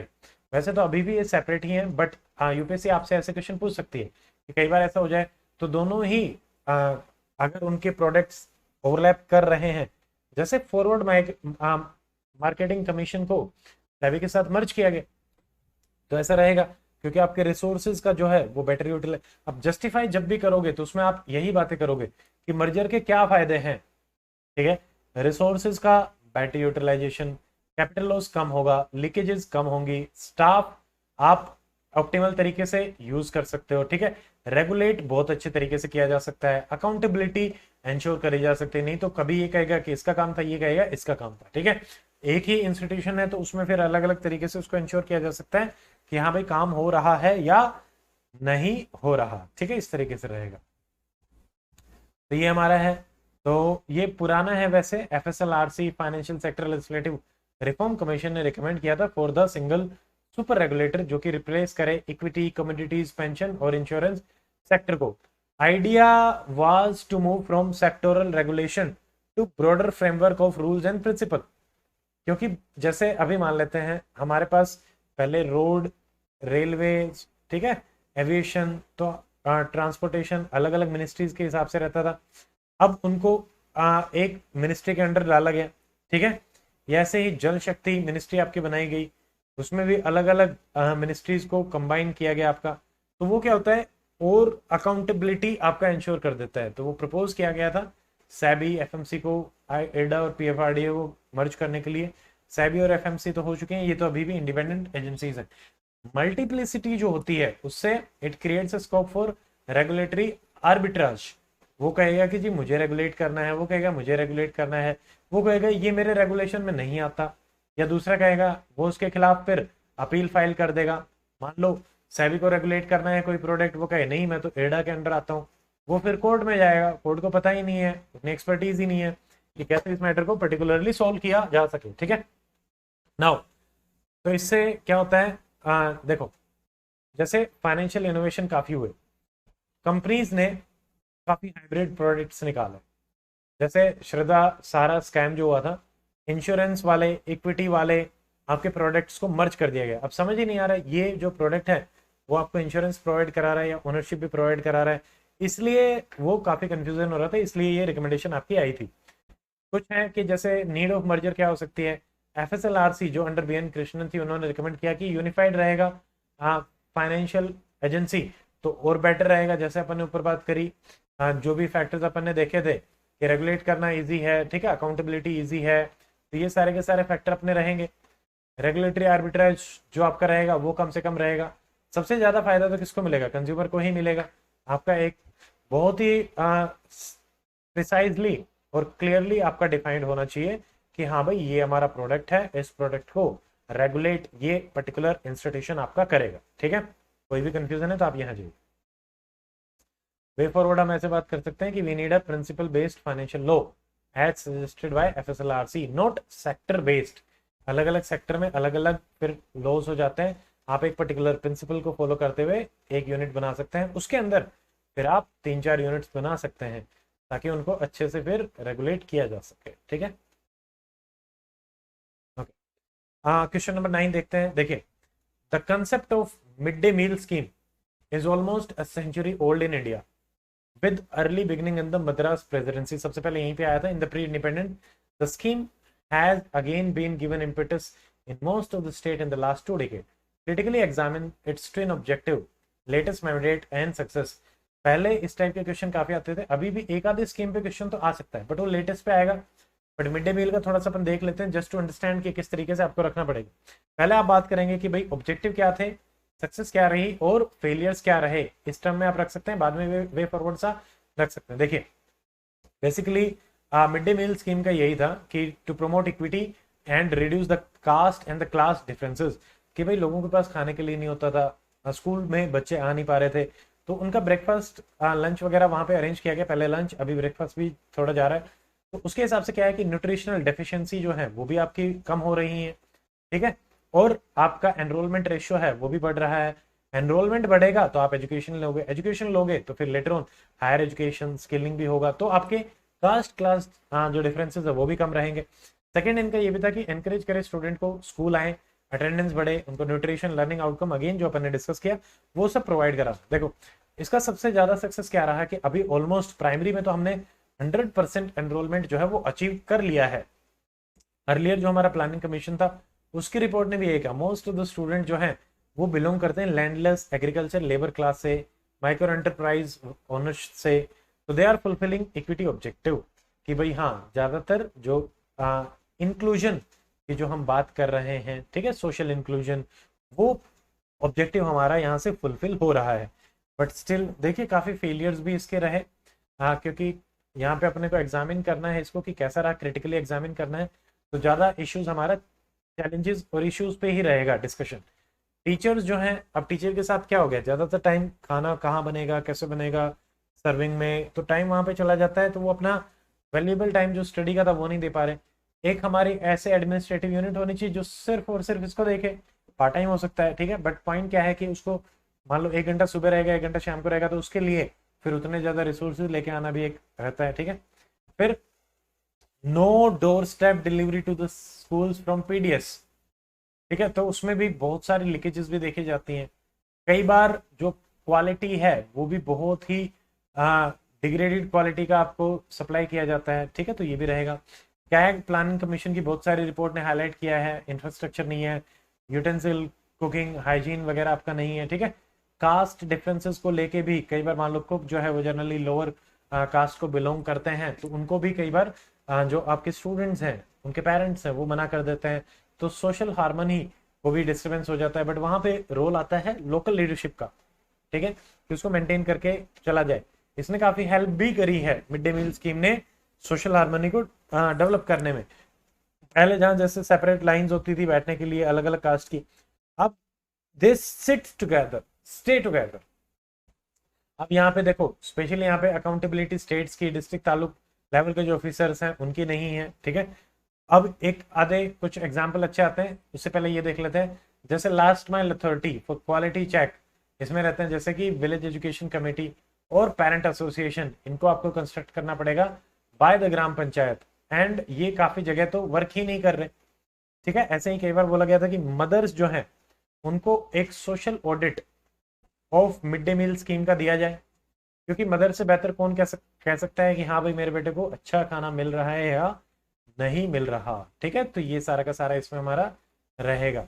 Solutions again जो भी हमारे issues हैं उनके briefly आप way forward में solutions की बातें कर सकते हैं कि भाई आप एक कमेटी बनाएं, ठीक है, या फिर डेडिकेटेडली पार्ट टाइम कुछ आप वर्कर्स यहाँ पे रख सकते हैं। टीचर्स के टाइम पीरियड को रोटेशन के बेसिस पे भी डाला जा सकता है, एक ही टीचर को सारा काम देने के बजाय, ठीक है। फिर जो पर्टिकुलर ऑफिसर जैसे पीआईओ हमारे होते हैं, पब्लिक इंफॉर्मेशन ऑफिसर, वैसे ही आप यहाँ पे public mid day meal officer भी डाल सकते हो, स्कूल लेवल पे भी हो सकते हैं, ठीक है, school mid day meal officer, तो वो फिर अकाउंटेबिलिटी में इंश्योर करेगा, ठीक है। क्वालिटी लीकेजेस इन पे भी अपने को काम करने की आवश्यकता है। यहाँ पे डिजिटल जो हमारा इंफ्रास्ट्रक्चर है उसको आप यूज करें, ठीक है, तो सारे के सारे आप बात कर सकते हैं। नाउ क्वेश्चन नंबर 10 देखिए, pressure group politics is sometimes seen as the informal phase of the politics. With regard to the above, assess the structure and the functioning of the pressure group in India. अब structure क्या देखो, पहले तो आपको पता होना, आप इसमें डिफाइन करेंगे कि प्रेशर ग्रुप क्या है, उसकी स्ट्रक्चर क्या है, formal pressure group, informal pressure group, ठीक है। एग्जाम्पल्स आप देंगे, स्टूडेंट्स के हो सकते हैं, फार्मर्स के हो सकते हैं, कॉर्पोरेट सेक्टर के हो सकते हैं, इनफॉर्मल्स हो सकते हैं, स्ट्रीट वेंडर्स के भी हो सकते हैं, ठीक है। बट जनरली प्रेशर ग्रुप जो होता है वो प्रेशर अप्लाई करता है, नाम से पता चल रहा है प्रेशर किसके ऊपर अप्लाई करता है, वो प्रेशर अप्लाई करता है पोपा के ऊपर। पोपा क्या है? Political party. पॉलिटिकल पार्टी आपका क्या करती है? पॉलिसी बनाती है।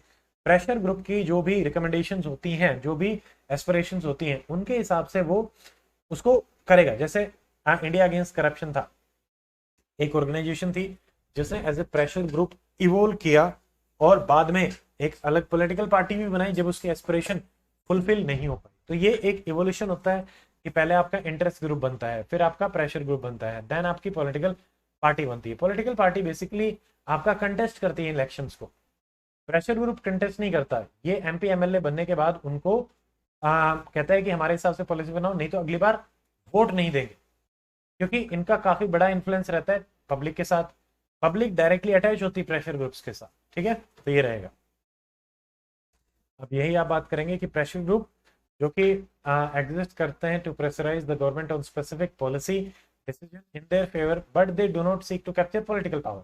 पॉलिटिकल पावर कैप्चर करने का जो सीकिंग होती है वो किसकी होती है? Political party. They are organise group हो सकते हैं ऑफ द पीपल, जो इन्फ्लुएंस करेंगे पब्लिक पॉलिसी को, एक्शन को, पब्लिक ओपिनियन के हिसाब से। जैसे एग्जांपल ऑर्गेनाइज के trade union, charities, business houses and all this things. ये एक चैनल ऑफ कम्युनिकेशन भी होता है गवर्नमेंट और लोगों के साथ, दोनों का लिंक सा हम बोल सकते हैं, government, pressure group and people. क्योंकि ये पॉलिटिकल पार्टी नहीं होती, ये अपने कैंडिडेट फिल नहीं करते, पुटअप नहीं करते, ये बाहर से ही इन्फ्लुएंस करते हैं। ये नैरो रेंज ऑफ इश्यूज को एड्रेस करते हैं। फॉर एग्जांपल जैसे एजुकेशन का जो प्रेशर ग्रुप है वो एजुकेशन के इश्यूज पे काम करेगा, हेल्थ वाला हेल्थ के इश्यूज पे, कॉर्पोरेट वाला कॉर्पोरेट के इश्यूज पे ही काम करेगा। तो ये सारी की सारी चीज हमको समझनी पड़ेगी। नाउ जैसे वेरियस टाइप्स क्या रहेंगे जो पूछा है, तो आप उसी हिसाब से ही आंसर करें कि देखिए स्ट्रक्चर फंक्शनिंग कैसे रहती है ये, ठीक है। तो ये रहता है फंक्शनिंग अपन ने देख लिया कि प्रेशराइज करते हैं, फील्ड नहीं करते पॉलिटिकल कैंडिडेट्स को, ये चीज।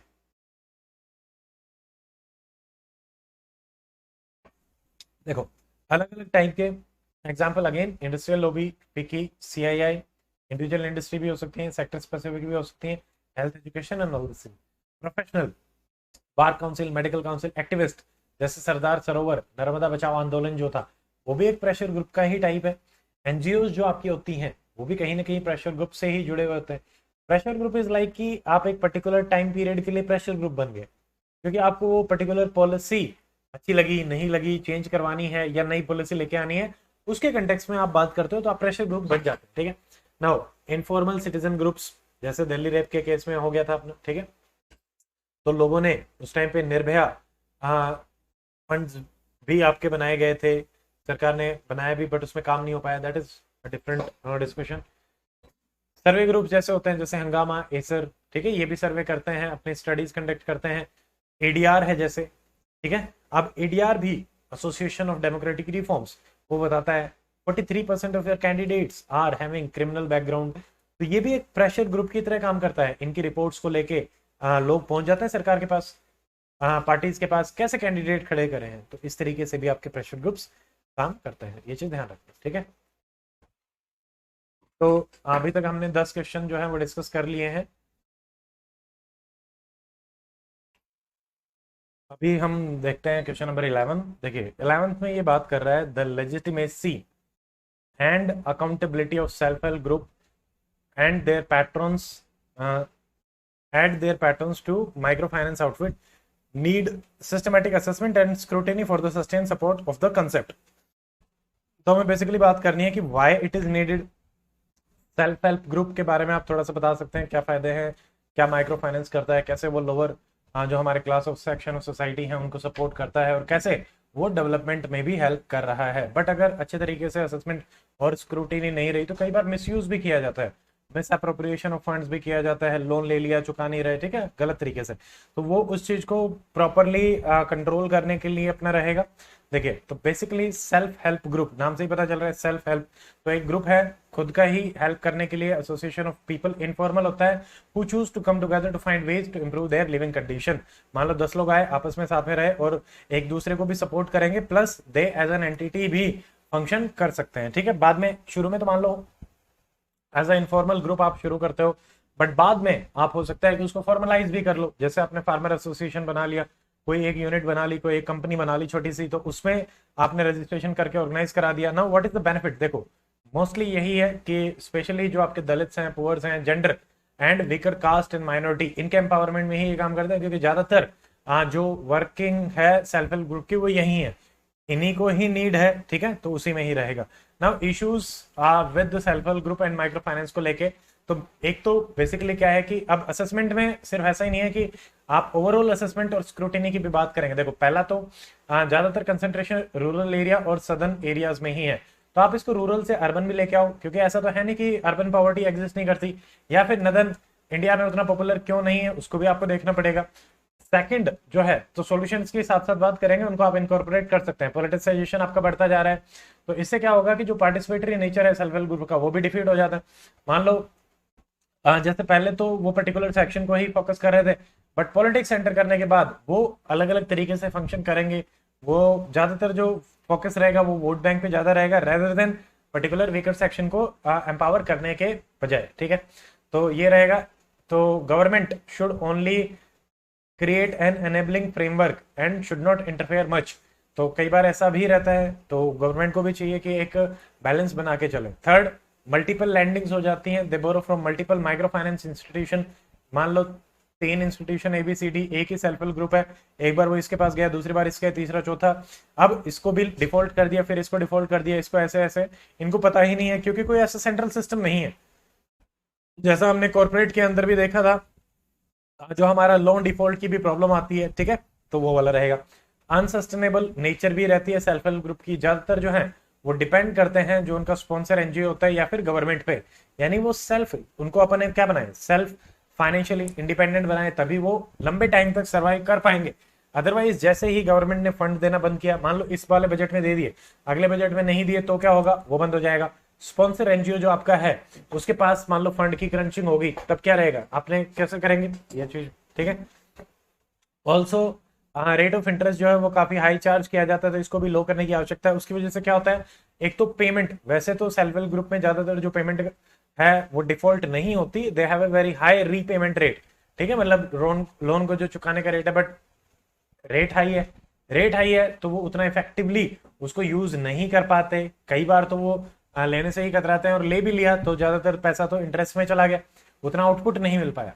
समटाइम कोर्सिव प्रैक्टिस भी यूज करी जाती है लोन को रिकवर करने के लिए। ऑल्सो उनका जो स्किल और प्रोडक्टिविटी है वो भी काफी लो ही रहता है, क्योंकि ज्यादातर जो है वो सस्टेनेंस में ही चला जाता है, क्योंकि काफी लो लेवल पे काम करते हैं। तो इसमें भी अपने को काम करने की आवश्यकता है, ताकि जैसे सस्टेनेंस वेजेस में ही रह जाता है। स्किल अगर आप और ज्यादा सिखाएंगे तो डेफिनेटली अगेन इकोनॉमी में भी वो हेल्प करेगा, और ज्यादा पैसा जनरेशन में भी हेल्प करेगा। नाउ क्या रिकमेंडेशन हो सकते हैं, जैसे मालेगांव कमेटी ने रिकमेंडेशन दी थी कि नबार्ड जो है, हाँ, NABARD mandate to support self help group, इसको आप पेरी अर्बन एरिया और अर्बन एरिया में भी एक्सटेंड करें, जो कि माइग्रेंट्स को सपोर्ट करे। तो ये भी हम बात कर सकते हैं। रीजनल डिस्पैरिटी जो सदर्न इंडिया नॉर्दर्न इंडिया की है, उसको भी आप थ्रू अवेयरनेस एड्रेस कर सकते हो, ठीक है। गवर्नमेंट जो जैसे मान लो और अलग अलग इंस्टीट्यूशंस हैं, NGOs हैं, सिविल सोसाइटी ऑर्गेनाइजेशंस हैं, इनको भी चाहिए कि ये अलग अलग सेल्फ हेल्प ग्रुप को प्रमोट करें, ठीक है। स्किल डेवलपमेंट, टेक्नोलॉजिकल जो प्रोग्रेस है उसको भी एनकरेज करने की आवश्यकता है, ताकि ज्यादा से ज्यादा रेवेन्यू जनरेट कर पाए। नाउ क्वेश्चन नंबर 12 देखिए, the central government frequently complains on the poor performance of the state government in eradicating suffering of the vulnerable section of the society. So restructuring of the centrally sponsored scheme across the sector for ameliorating the cause of vulnerable section aims to providing flexibility to the states in the better implementation critically examine। जैसे कि आपने देखोगे पहले अलग अलग schemes होती थी, बहुत अलग अलग सेक्टर्स में होती थी, पता ही नहीं होता था कि कौन सी स्कीम किस तरीके से कैसे कंट्रोल करी जाएगी। अब उसको काफी ऑर्गेनाइज कर दिया गया है, जैसे सेंट्रल सेक्टर स्कीम आपकी रहेंगी, जिसको कि 100% सेंटर ही स्पॉन्सर करता है। फिर सेंटर स्पॉन्सर्ड स्कीम्स आपकी रहती हैं, जिसमें 60-40 स्पॉन्सरशिप रहती है, या फिर 90-10 की स्पॉन्सरशिप आपकी रहती है, या फिर उसमें भी हम 50-50 भी कर सकते हैं। तो ये अलग अलग एंगल्स रहते हैं। फिर आपने core of the core schemes बना दिया, ताकि इन स्कीम्स पे तो ज्यादा से ज्यादा फोकस अपना किया जा सके। अब इसके फायदे क्या है, फायदे ये हैं, एक तो फंड्स किन एरियाज में भेजने हैं वो बहुत ईजी हो जाता है आइडेंटिफाई करना, कि कोर ऑफ द कोर में भेजो, हाँ 90-10 वाले में भेजो, ताकि ज्यादा आउटपुट अपने को मिले, क्योंकि इनको सबसे ज्यादा नीड है। सेकंड कि भाई उसको फिर से टारगेट आपने कर लिया तो टारगेटिंग भी इजी हो गई है, उसके बाद मॉनिटरिंग भी आपका इजी हो जाता है। ठीक है, मॉनिटरिंग के साथ साथ अगर हम रेगुलेशन की भी बात करें तो वो भी काफी इजी हो जाता है। ठीक है, एक ट्रांसपेरेंसी भी आएगी, हमें पता है कि ये पैसा यहाँ गया, उसको मॉनिटर भी कर लिया। ट्रांसपेरेंसी के साथ साथ अकाउंटेबल भी आप कर सकते हो। ठीक है, पहले जब टू मच ऑफ कंफ्यूजन था तो ये सारी चीजें बहुत ही डिफिकल्ट थी। इसमें आप एक एक्रोनिम जो है वो याद रख सकते हैं, स्मार्ट। ठीक है, व्हाट इज स्मार्ट? स्मार्ट चीजें या स्कीम्स जो हैं वो सिंपल होनी चाहिए, मॉनिटरेबल होनी चाहिए, अकाउंटेबिलिटी आप इंश्योर कर पाओ ऐसा भी होना चाहिए। ठीक है, रेस्पॉन्सिव होनी चाहिए कि भाई जिस काम के लिए बनाई गई है उसी में काम करें और आउटपुट भी अपना दे, ट्रांसपेरेंट मैनर में काम करना चाहिए। तो ये सारा का सारा रहता है। अब देखिए, सेंट्रल स्पॉन्सर्ड जो स्कीम है, they create parallel structure at each level and no one is ever held responsible for any failure. तो सेंटर जो है वो स्टेट्स पे ब्लेम करता है, स्टेट जो है वो सेंटर पे ब्लेम करते रहते हैं। तो इसको रिस्ट्रक्चर करने की आवश्यकता रहती है, जैसे कि 10% flexi fund to fund the states need आप बना सकते हैं। वहां पे स्टेट स्पेसिफिक गाइडलाइन हो स्कीम की जितना पॉसिबल हो सके। It will also make them flexible कि मान लो स्टेट की कोई भी नीड है, उसके हिसाब से वो अपनी स्कीम बना सकता है। तो उसके के हिसाब से वो बेटर सेटिस्फाइड रहेगा, ज़्यादा ओनरशिप भी रहेगी कि आपने फ्लेक्सी फंड में से जो स्कीम बनाई उसकी तो अकाउंटेबिलिटी किसकी है? स्टेट की ही है। तो हम बेटर उसको आंसरेबल भी बना सकते हैं। फिर हमने क्या किया, जो number of central sponsored scheme है वो भी हमने घटाई। पहले क्या होता था, एवरी न्यू मिनिस्टर अपनी खुद की स्कीम स्टार्ट कर देता था। अब स्कीम ऑलरेडी पहले से बनी हुई है, उनका एक सनसेट क्लोज रहता है कि कुछ स्कीम का सनसेट क्लोज रहता है, कुछ लगभग फ्लैगशिप स्कीम रहती है जो चलती रहती है लंबे टाइम पे। तो अब उसमें ऐसा नहीं है कि नया मिनिस्टर आया नई स्कीम बना दी पुरानी चलेगी, जो चल रही है वही चलेंगी। ठीक है, सिंस जो सेंट्रल स्पॉन्सर्ड स्कीम्स हैं ये स्टेट के सब्जेक्ट पे एनक्रोच करती हैं, तो ये स्टेट की ऑटोनॉमी में भी कई बार हैम्पर करती हैं, उनके नंबर को लिमिट करती हैं। तो consolidation is a welcome step. देखो, जैसे मान लीजिए हेल्थ है, हेल्थ में आपने 4 स्कीम्स बनाई है सेंटर ने। ठीक है, सेंटर ही उसका फंड दे रहा है, मॉनिटरिंग भी कर रहा है, बट सब्जेक्ट क्या है? हेल्थ सब्जेक्ट है स्टेट का। तो इसमें थोड़ी सी गड़बड़ हो जाती है। तो जितना ज्यादा कंसोलिडेट करोगे उतना ही ज्यादा फिर मॉनिटर करना भी इजी हो जाता है। ऐसे ही ये कह रहे हैं कि जो असिस्टेंस है वो स्टेट्स को कंसोलिडेटेड फंड ऑफ स्टेट्स के थ्रू मिले, ना कि कंसोलिडेटेड फंड ऑफ इंडिया के थ्रू, कि भाई स्टेट्स को आप इंडिपेंडेंस दो।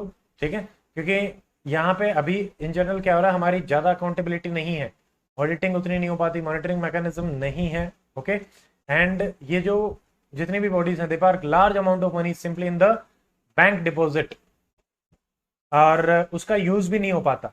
जैसा कि एक टर्म आपने सुना होगा, मार्च रश, वो भी देखने को मिलता है कि एकदम से जब वो महीना आ रहा होता है तब उनको लगता है कि अब अपने को खर्च करना पड़ेगा, नहीं तो वो पैसा दोबारा से वापस चला जाएगा। तो ये भी एक बहुत बड़ा इशू हमारे साथ रहता है। ठीक है, सुनो, ये रहता है। तो इसका हमें ज्यादा से ज्यादा बेटर ऑडिट करें, मॉनिटरिंग करें, अकाउंटेबिलिटी इंश्योर करें, तभी बेटर मैनेजमेंट हो सकती है। कुछ और भी इश्यूज हैं, जैसे स्टेट जो हैं they arbitrarily ask to match central contribution ratio. Central contribution ratio is decided unilateral by the centre. जैसे मान लो जो वीक स्टेट्स हैं, ठीक है, वो कहें कि यार हमें तो 60-40 की बजाय आपका सपोर्ट चाहिए 80-20 के हिसाब से। आपने एक तो 90-10 बना रखा है, एक 60-40 बना रखा है, हम तो बीच वाले में आएंगे।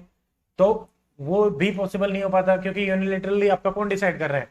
सेंटर। क्या कोई कंसल्टेशन है स्टेट्स का? There is no consultation. फिर आप पैरास्टेटल बॉडीज बना देते हो कि मान लो पंचायती राज इंस्टीट्यूशंस हैं, उनके साथ में कुछ ऐसे इंस्टीट्यूशंस बन जाते हैं जो पर्टिकुलरली इन स्कीम्स को देख रहे हैं, तो उनकी फंक्शनिंग को भी हैम्पर करते हैं, उनकी ग्रोथ को भी हैम्पर करते हैं। कई बार पंचायती राज इंस्टीट्यूशंस को भी उनके अंडर लेके आ जाता है, क्योंकि आपकी जो डिस्ट्रिक्ट्स हैं उस लेवल पे भी वो बनाए जाते हैं, तो वो कंट्रोल जो है वो सारा का सारा उनके पास हो जाता है। तो इनकी इंडिपेंडेंस पे भी एक क्वेश्चन मार्क हो जाता है। ठीक है, तो ये इश्यूज रहते हैं, तो इसलिए हमें उनको रैशनलाइज करने की आवश्यकता है। क्वेश्चन नंबर 13 देखिए, electronic cash transfer system for the welfare scheme is an ambitious project to minimise corruption, eliminate wastage and facilitate reform. Comment. तो अब ये एम्बिशियस है, अब इन तीनों में ही रखेंगे, करप्शन को करने के लिए, वेस्टेज को एलिमिनेट करने के लिए, या फिर रिफॉर्म्स को फैसिलिटेट करने के लिए। बेसिकली हम बात कर रहे हैं डीबीटी, डायरेक्ट बेनिफिट ट्रांसफर। आज के टाइम पे तो जैम के साथ जनधन आधार मोबाइल और डीबीटी या फिर हमने देखा था पहल, एलपीजी, हस्तांतरित लाभ, तो हम ज्यादातर जगह तो ये देख रहे हैं कि हमने उसको यूनिक आईडी से लिंक करके और आपका अकाउंट नंबर से लिंक करके लीकेजेस जो है वो बहुत ही ज्यादा कंट्रोल भी कर ली है। आपकी पेंशन अकाउंट में पहुंच रही है, आपकी सब्सिडी अकाउंट में पहुंच रही है, स्कॉलरशिप अकाउंट में पहुंच रही है।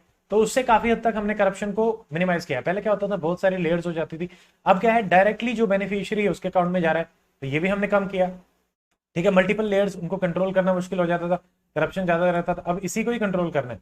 यहाँ पे नहीं पहुंच रहा तो जो ऑफिसर इसके लिए अपॉइंटेड है वो देखेगा। वेस्टेज भी काफी हद तक एलिमिनेट हो गया। पहले जैसे ऐसे बोला जाता था कि 1 रुपीज में से हार्डली आपके 16 पैसे 17 पैसे ही पहुंच रहे हैं, बाकी सारा करप्शन में चला गया। अब काफी हद तक वो 70 पैसे तक आ चुका है। ठीक है, 60-70 पैसे तक हम बोल सकते हैं। करप्शन तो अभी भी हो रहा है। ठीक है, फिर रिफॉर्म्स में कैसे फैसिलिटेट कर रहा है, जैसे आईटी सेक्टर रिफॉर्म्स की हम बात करते हैं। आईटी से क्या हो रहा है, अब हमें पता है कौन सा पैसा किसके पास जाना था, कितना पैसा एलोकेट हुआ, वहां से कितना गया कितना नहीं गया, तो उसको मॉनिटर करना बहुत ईजी है। आपके पास डाटा आ गया है, बैंक्स हैं, सबको एग्रीगेट करके आप आराम से मॉनिटर कर सकते हो। पहले कागजी कार्रवाई ज्यादा होती थी तो हमें नहीं पता था, बैंक्स को भी इंटीग्रेट कर दिया गया है, तो वो सारी की सारी चीजें हेल्प कर रही हैं इन सब चीजों में। ठीक है, तो ये आपका 2013 में ही इंट्रोड्यूस किया गया था डीबीटी, अलग अलग स्कीम्स के साथ। इसके पॉजिटिव आउटकम्स जो हैं वो क्या रहे, जैसे कि डीबीटी सारी की सारी कम्युनिटीज जो हैं, ठीक है, वो उसमें फायदा क्या रहता है कि जनरली जैसे आपके मार्केट रेट पे डिलीवर करी जाती है, तो करप्शन और डाइवर्जन का जो आपका इंसेंटिव होता है वो कम हो जाता है। क्योंकि आप ऐसा नहीं है कि कम पे कर सकते हो, अब या तो आपको नया अकाउंट बनाना पड़ेगा। यहाँ पे एक इशू ये भी आया है फेक अकाउंट वाला, कि आपने फेक अकाउंट बना लिया फेक जैम के थ्रू और उसमें फिर आपने पैसे ले लिए, that is an different issue. But होता क्या है कि उसको फिर पता करना भी इजी हो जाता है। ठीक है, तो आपको पकड़ा भी जा सकता है। ऐसे ही सब्सिडी जो है वो डायरेक्टली आपके बैंक अकाउंट में जा रही है, कोई ह्यूमन इंटरफेरेंस है ही नहीं, करप्शन कम हो जाएगा। गोस्ट बेनिफिशियरी जो पहले बहुत ज्यादा होते थे, अब उनको आइडेंटिफाई करना भी इजी है। तो इसमें जैसे मैंने आपको पहले भी बताया था, इंक्लूजन और एक्सक्लूजन जो एरर्स होती हैं वो काफी कम हो गई हैं, specially with the Jan Dhan accounts and the Aadhaar number. बहुत सारी स्कीम जैसे पीडीएस, कैरोसिन, इनमें बहुत सारा करप्शन होता था, क्योंकि बिलो मार्केट रेट आप चीजों को बेचते थे तो वो हाई प्रॉफिट के चक्कर में इसको बेच देते थे। अब ऐसा नहीं है, मान लो एलपीजी सिलेंडर है, वो आपको भी उतने में ही मिलेगा, मेरे को भी उतने में ही मिलेगा, बट हाँ जो पैसा है वो मेरे अकाउंट में डायरेक्टली आ जाएगा। ठीक है, फॉर एग्जाम्पल मान लो 200 रुपए आने, वो आ जाएंगे। अब उसको और कोई दूसरा नहीं ले सकता, उसकी जो कंडीशन है आपको वो सेटिस्फाई करनी पड़ेंगी। ठीक है, पहले ऐसा नहीं होता था, पहले आपको 800 में मिल जाता था, तो बहुत सारे लोग 800 में खरीद के फिर उसको रीसेल कर देते थे 1000 में। ठीक है, ये है ना लिमिटेशंस क्या है, देखिए अब बैंक्स में सब कुछ हो गया है, डीबीटी हो गया है, अकाउंट हो गया, तो यहाँ पे भी सोर्स ऑफ करप्शन आपका इंक्रीज हो रहा है, ऐसा काफी कुछ देखने को मिल रहा है। ठीक है, गोस्ट बेनिफिशियरी जिनको एलिमिनेट किया गया, ऐसे ही गोस्ट बेनिफिशियरी बहुत सारे बैंक्स में भी आ रहे हैं, जीरो बैलेंस अकाउंट्स भी खुल रहे हैं, जिनको सिर्फ और सिर्फ मनी ट्रांसफर और मनी लॉन्ड्रिंग की एक्टिविटीज के लिए यूज किया जा रहा है। फिर अगर हम टेक्नोलॉजी के कंटेक्स में बात करें, आपने सारी चीजें कर दी, बट फाइनेंशियल इलिटरेसी भी है, डिफिकल्ट टू इम्प्लीमेंट हमारे लिए हो रहा है। फिर आप इसी में इंफ्रास्ट्रक्चर की भी बात करो, कई बार कई कई रिमोट लोकेशंस में वो इंफ्रास्ट्रक्चर अवेलेबल नहीं है, इंटरनेट कनेक्शन अवेलेबल नहीं है, तो उसकी वजह से ये स्कीम्स जो है वो उतना इंप्लीमेंट नहीं हो पा रही। फिर जिस इंटेंशन से हमने स्कीम को शुरू किया था, अब ये तो ट्रांजिशन में है, थोड़े थोड़े इश्यूज तो आएंगे ही, but after a certain period of time वो काफी हद तक सोल्व हो जाते हैं। ठीक है, जैसे और क्या है, people should have at least 1 bank account. तो फाइनेंशियल इंक्लूजन पहले ज्यादा था, अभी तो देखो काफी हद तक ये चीजें सोल्व हो चुकी हैं। बैंक अकाउंट काफी बड़ी पॉपुलेशन का आ गया है, more than 85% of your population is having bank account right now.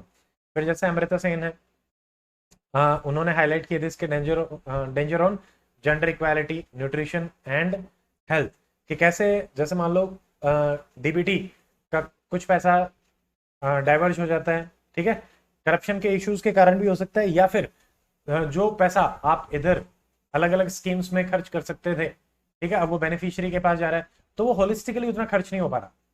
पहले तो क्या है कि आप पूरे पूरे इंफ्रास्ट्रक्चर क्रिएट करने में भी खर्च कर सकते हो, पूरी की पूरी स्कीम चलाने में भी खर्च कर सकते हो। अब क्या है, आप स्पेसिफिक यूनिट्स पे फोकस कर रहे हो, कंज्यूमर एज ए यूनिट पे फोकस कर रहे हो सकता है कि कंज्यूमर उस चीज को दूसरे तरीके से यूज कर ले, ठीक है, पर आजकल हम कूपन्स भी लेके आ रहे हैं, तो वो भी हमारे रहेंगे। ठीक है, ये है। Now what is the way head, देखिए सुटेबल हमें इंक्लूजन करना चाहिए of the activities must be carried out to prepare ground for the scheme implementation, कि कोई भी इंक्लूड एक्सक्लूड गलत तरीके से ना हो और जिस पर्पज के लिए आपने स्कीम बनाई है उसी पर्पज को वो फुलफिल करे। ठीक है, ना देखिए question number 14, the basis for providing urban amenities in the rural area, ये पहले एक स्कीम थी पूरा, is rooted in establishing connectivities. देखो मान लो अर्बन एमिनिटीज आपने रूरल एरिया में बनानी, तो आपको इसी पे कमेंट करना है कि कैसे इससे हेल्प होगी। पहला तो व्हाई इट इज नीडेड, कि आप विलेजेस की बात करते हैं, ये मान लो आपका अर्बन एरिया है, अब लोग विलेज में रहना पसंद नहीं करते, वो अर्बन एरिया में क्यों जाते हैं, हेल्थ, एजुकेशन या फिर जो जॉब अपॉर्चुनिटीज हैं वो यहाँ पे बहुत ज्यादा है। ठीक है, एक जो कास्ट डिफरेंसेस हैं वो यहाँ पे नहीं झेलने पड़ते, तो इन सब चीजों की वजह से अर्बन एरियाज में आपके जाहिर है, आप मान लो एयर कंडीशनिंग वगैरह है आज के टाइम पे, तो ये सारी की सारी फैसिलिटी, इंटरनेट की फैसिलिटीज, ठीक है, तो ये आपके अर्बन एरियाज में पहले ज्यादा थी।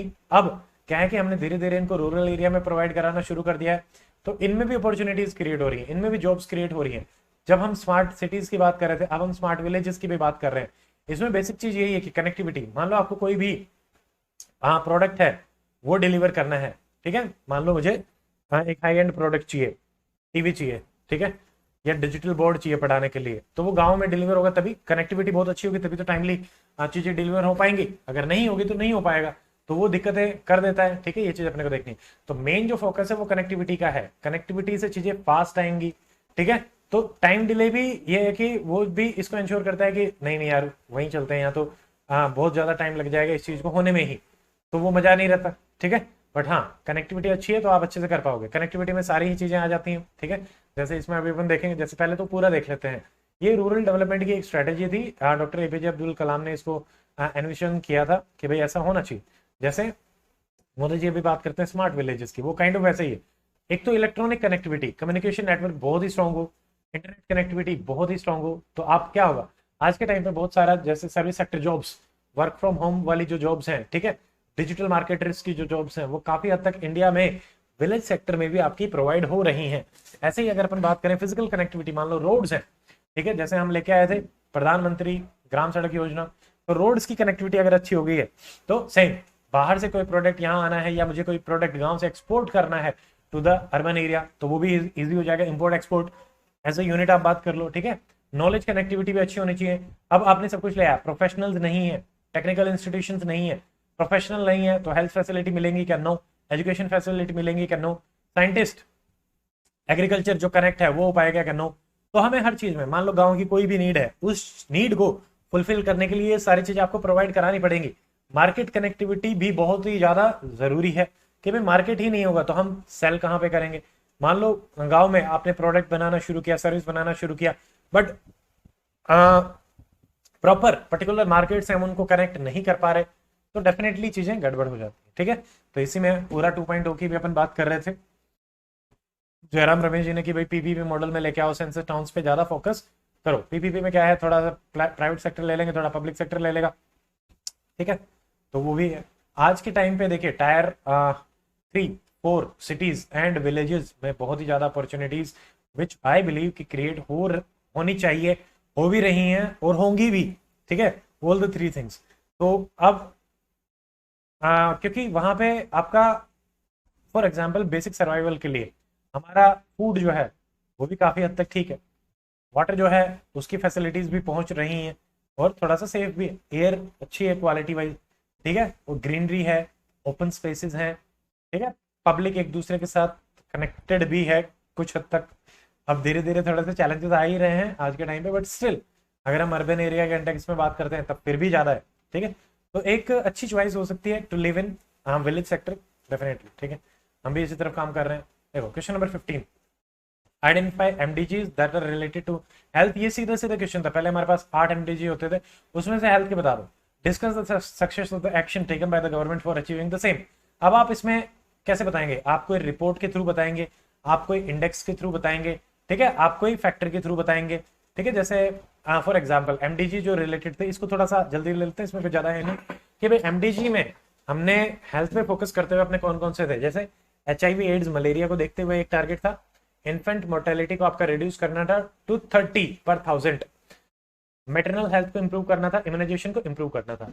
अब इन सब के इंडिकेटर्स क्या है, HIV का मान लो कि HIV के कितने पेशेंट है भाई, कितने को आपने ट्रीटमेंट दिया, कितने उसमें से क्योर हो पाए।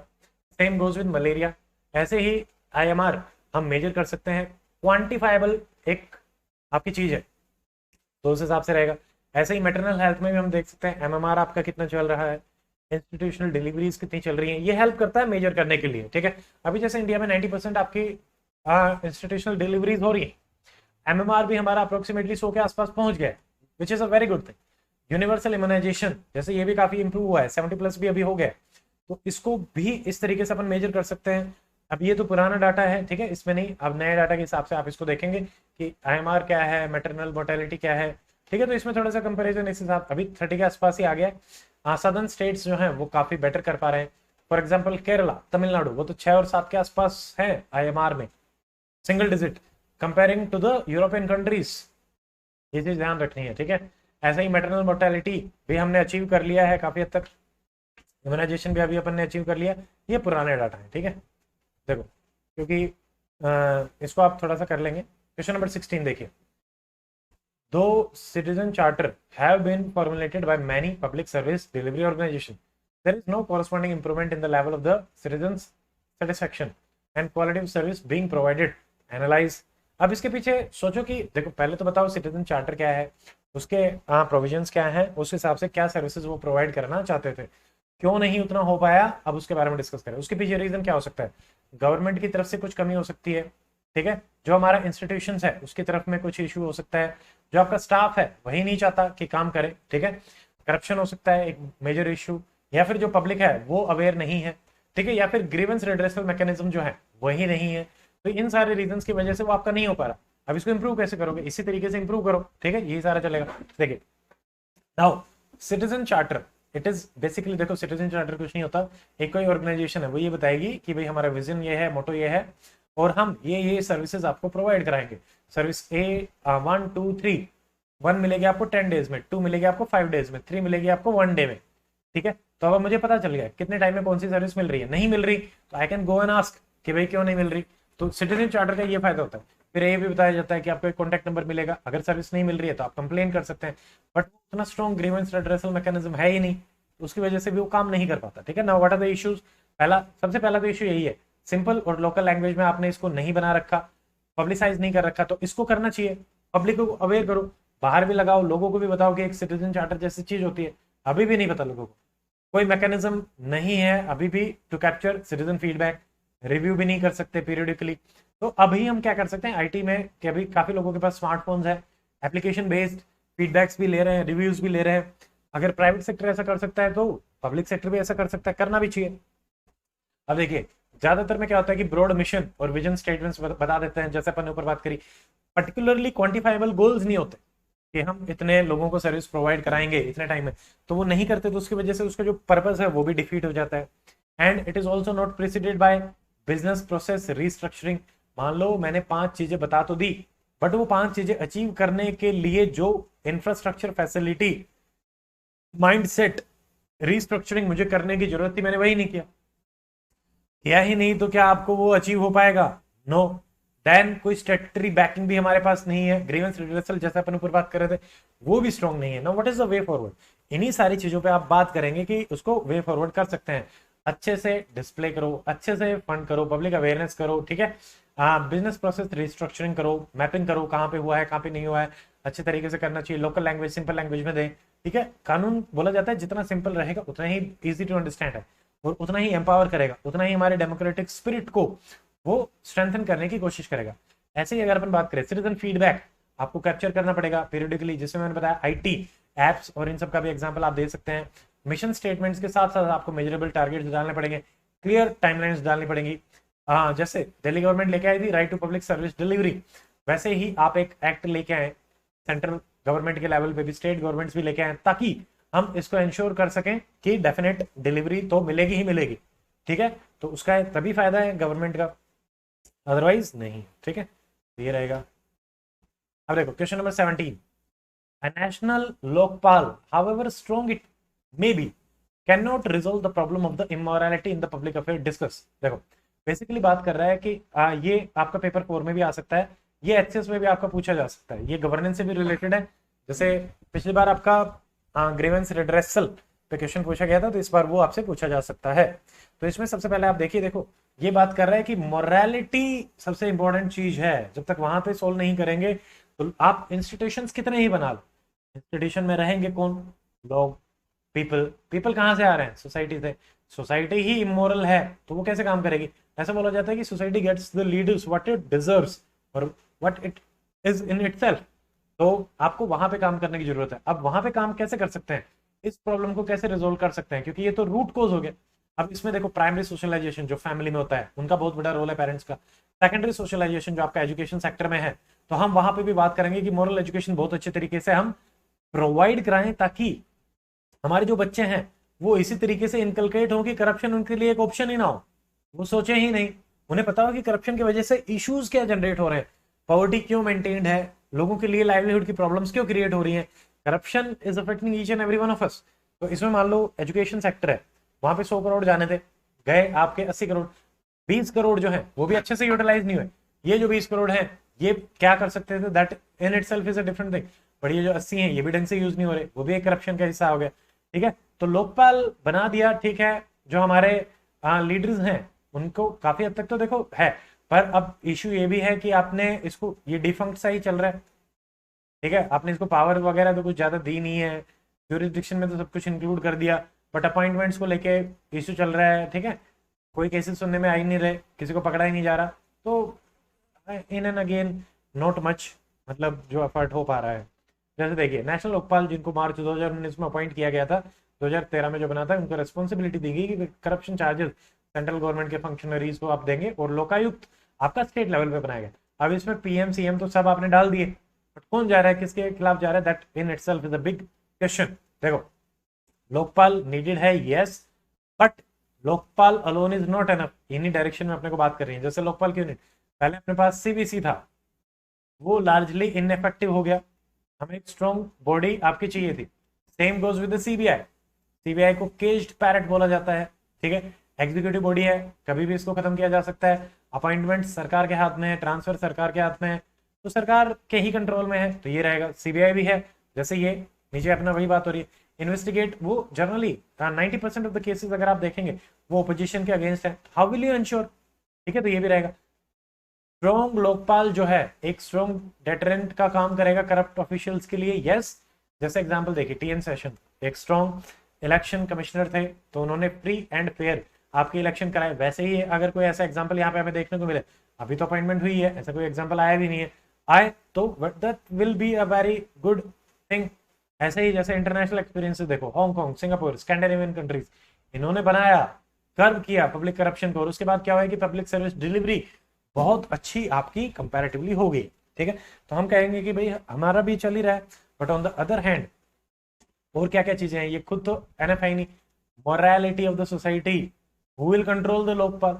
ठीक है, वो खुद इमोरल हुआ तो it can undermine the democratic process itself, क्योंकि society where values and the morality are falling, what can a Lokpal alone do? ठीक है, ऑल्सो पब्लिक सर्विस जो है, कई बार ऐसी सिचुएशंस होती हैं, many situation where law rules are not clearly defined, तो वहां पे बहुत सारे इंटरप्रिटेशंस हो जाते हैं, डिस्क्रिप्शंस हो जाते हैं।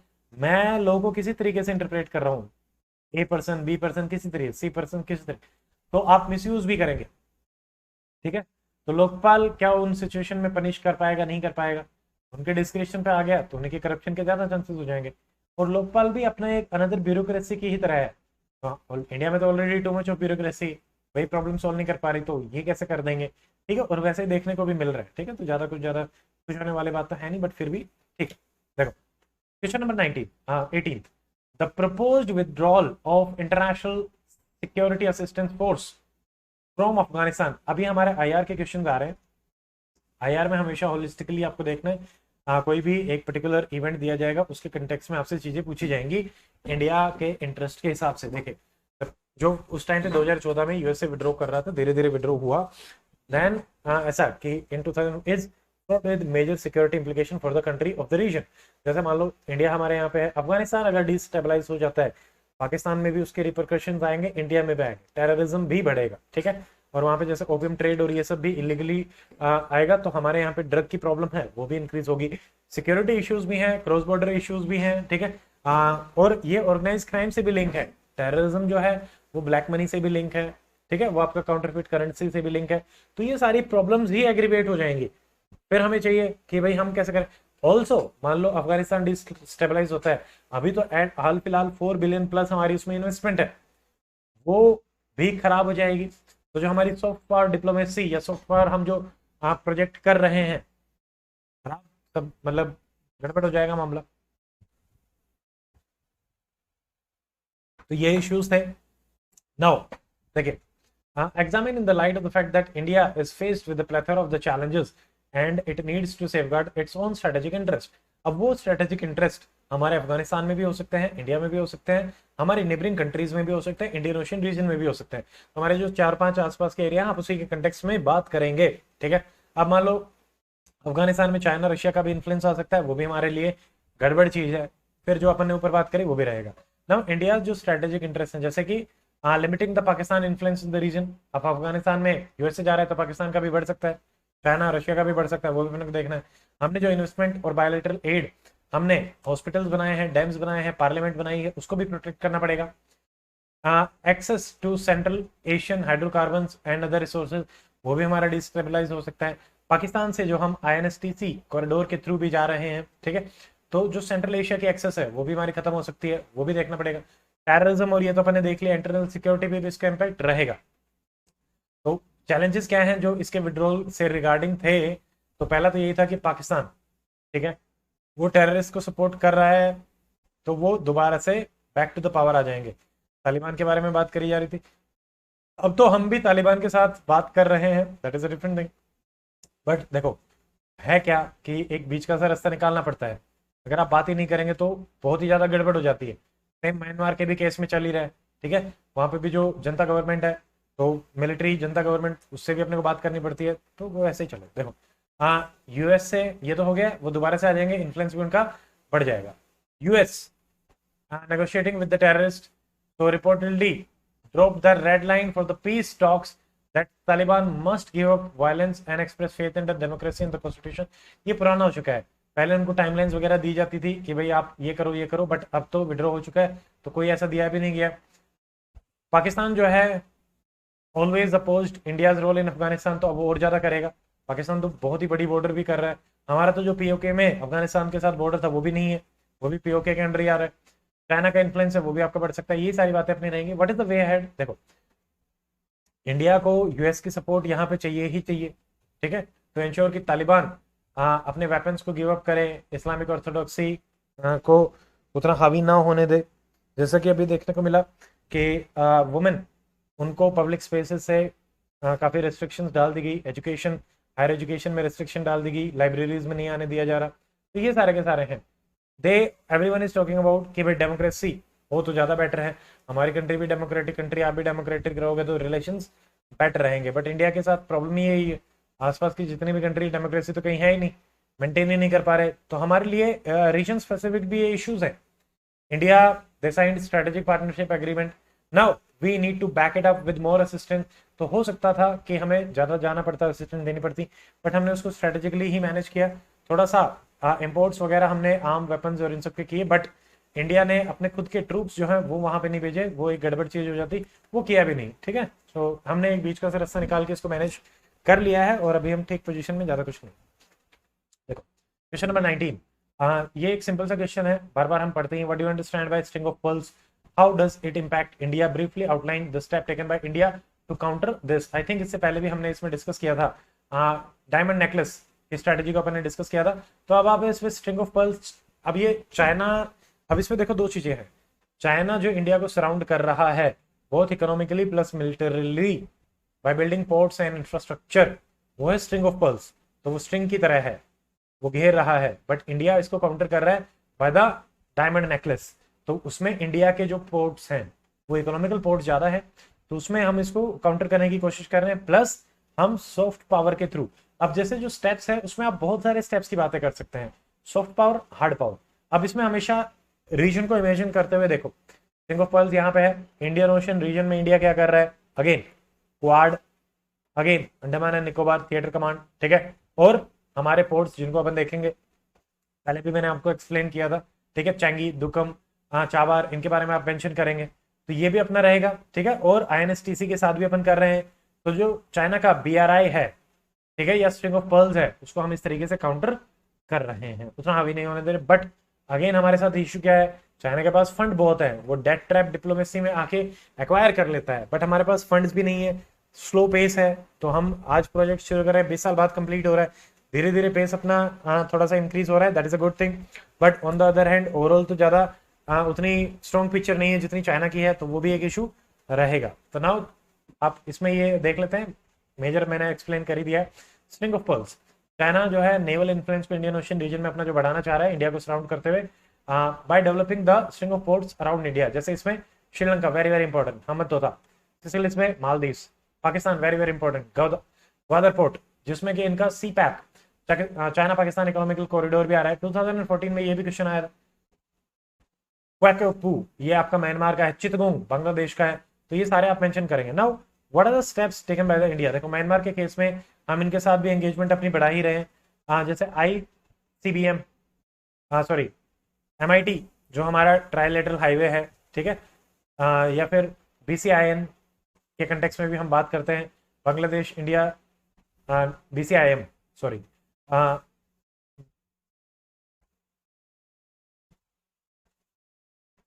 BICM, मैं इसको बोल रहा हूँ, ठीक है, इसको देख लें। बेसिकली म्यांमार को इन्वॉल्व करते हुए MIT कॉरिडोर तो है ही, और एक हम जो हमारे नॉर्थ ईस्ट की कनेक्टिविटी में म्यांमार के थ्रू इंप्रूव करना चाहते हैं, रिवर और पोर्ट कनेक्टिविटी को इंप्रूव करके, ठीक है, वो रहेगा। जैसे सिसिलिस मालदीव्स में भी, ठीक है, हमने अपने डिसअप्रूवल्स वगैरह भी एक्सप्रेस किए हैं, वो तो अपन हर बार करते ही हैं। ग्वादर जो पोर्ट है, तो इंडिया ने ईरान में चाबार पोर्ट, इसके इन्फ्लुएंस को काउंटर करने के लिए। श्रीलंका में हमारे पास है किकिसातुरई पोर्ट, उसमें भी अपन ने काफी इन्वेस्ट कर रखा है। अंडमान एंड निकोबार ये हमारे लिए एक आयरन चौक है कि भाई मान लो चाइनीज जो है उनको यहीं पे रोक लिया अंडमान एंड निकोबार में, जाना तो उनको स्टेट ऑफ मलाका से है। स्टेट ऑफ मलाका को भी आयरन चौक पॉइंट बोला जाता है, ठीक है, कि एकदम से अगर अपन ने इसको बंद कर दिया तो चाइना तो नहीं जा सकता। इसीलिए जो हमारा कारा इस्तमस जिसको अपन बोलते हैं थाईलैंड का, सॉरी थाईलैंड में जो इस्तमस है अपना, वहां पे भी चाइना एक कैनाल बनाने की कोशिश कर रही है, तो बाईपास स्ट्रेट ऑफ मलाका, तो वो भी अपने को ध्यान रखना है, ठीक है। एयर नेवल स्टेशन भी हम इसमें बना रहे हैं, थिएटर कमांड भी हम इसमें बना रहे हैं, ये चीजें। Now what is the impact on India. देखिए चाइना जो है उसका हिमालयन बॉर्डर्स पे तो अपर हैंड है ही, बट वीकनेस ज्यादातर इंडियन ओशन में है, ठीक है। अब जैसे नेपाल और भूटान है, भूटान के साथ भी अपन ने ठीक ठाक रिलेशन मेंटेन करके रखे हैं, तो उतना इन्फ्लुएंस नहीं होने दिया। नेपाल थोड़ा थोड़ा सा चाइना की तरफ जा ही रहा है, ठीक है, तो वो भी अपने को थोड़ा सा करने की आवश्यकता है। Now Indian control over ocean भी it is needed to balance China's advantage in the Himalayas, क्योंकि 90% जो ट्रेड फ्लो है वो इंडियन ओशन के थ्रू है।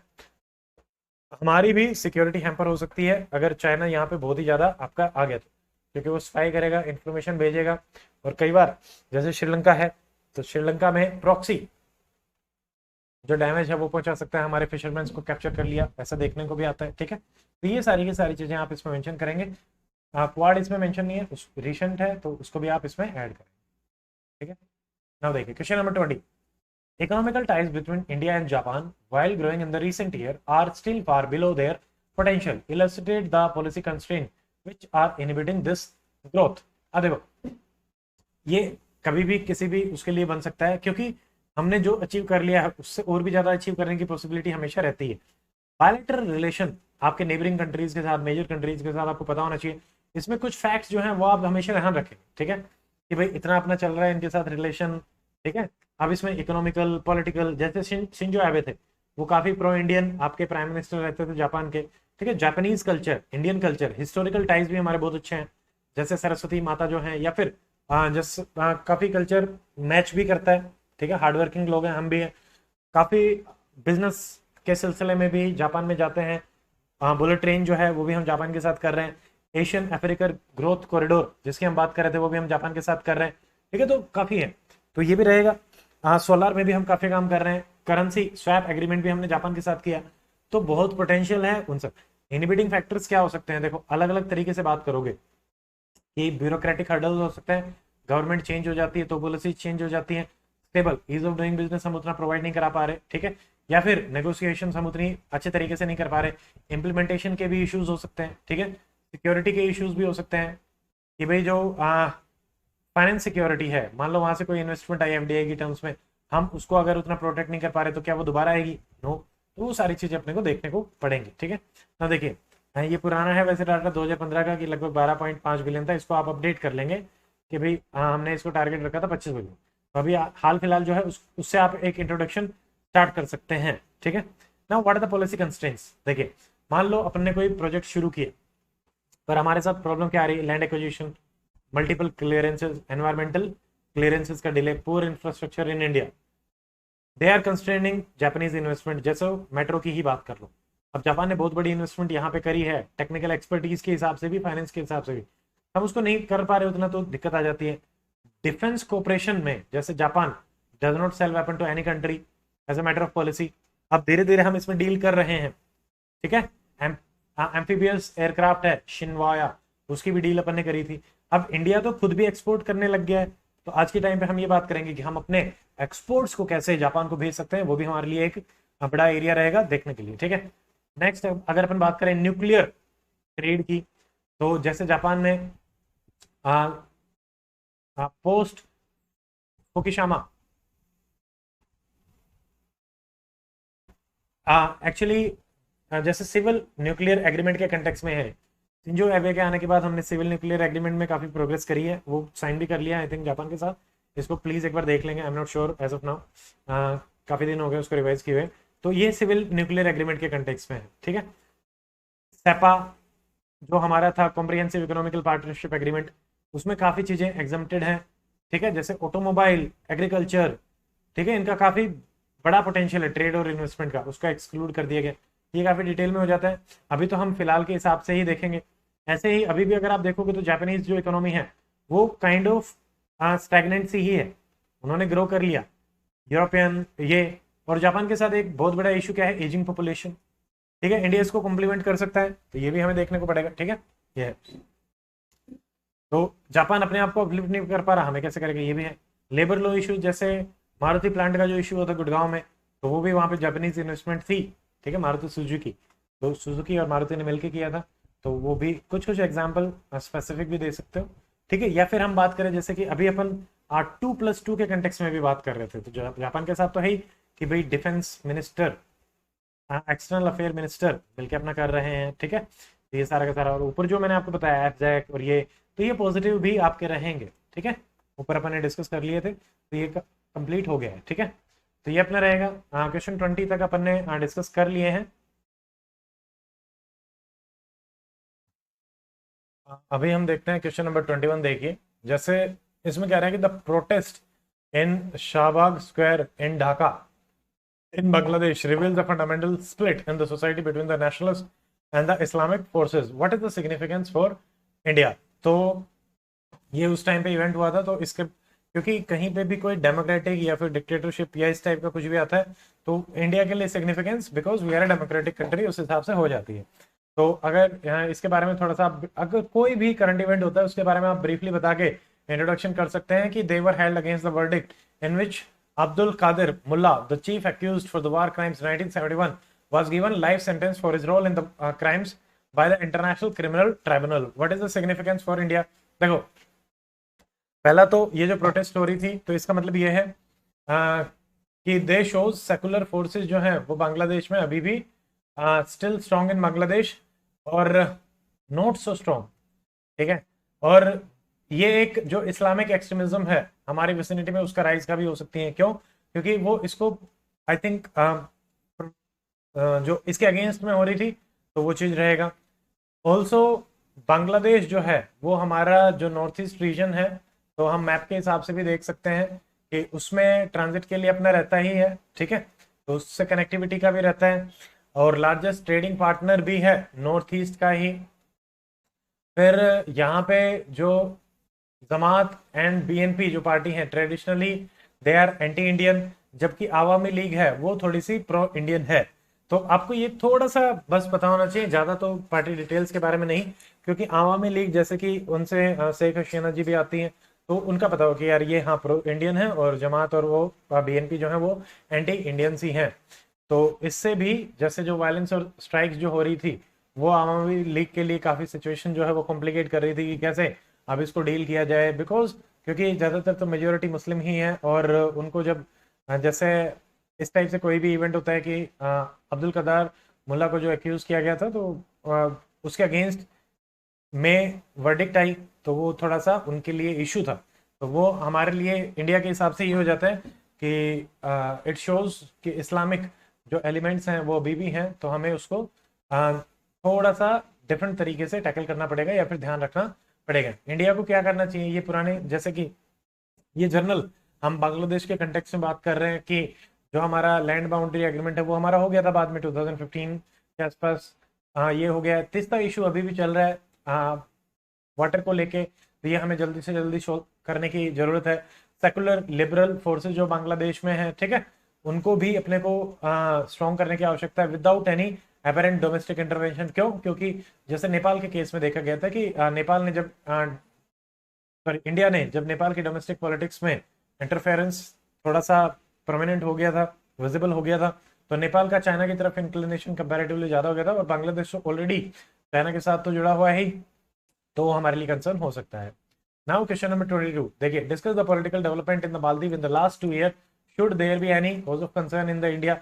मालदीव्स के साथ मोटा मोटा मैं बता देता हूँ, उस टाइम का है तो ज्यादा काम का है नहीं, कि भाई जो पॉलिटिकल इंस्टेबिलिटी है, ठीक है, कुछ तो वही अगेन जैसे यहाँ पे भी रहता है, एक प्रो इंडियन रहता है, बाकी एंटी इंडियंस रहते हैं। जैसे मालदीव में अभी रिसेंटली एंटी इंडियन प्रोटेस्ट भी चल रहे थे, उन्हें लग रहा था कि इंडिया भी मालदीव की जो पॉलिटिकल है उसमें इंटरफेयर कर रहा है, तो वो भी था।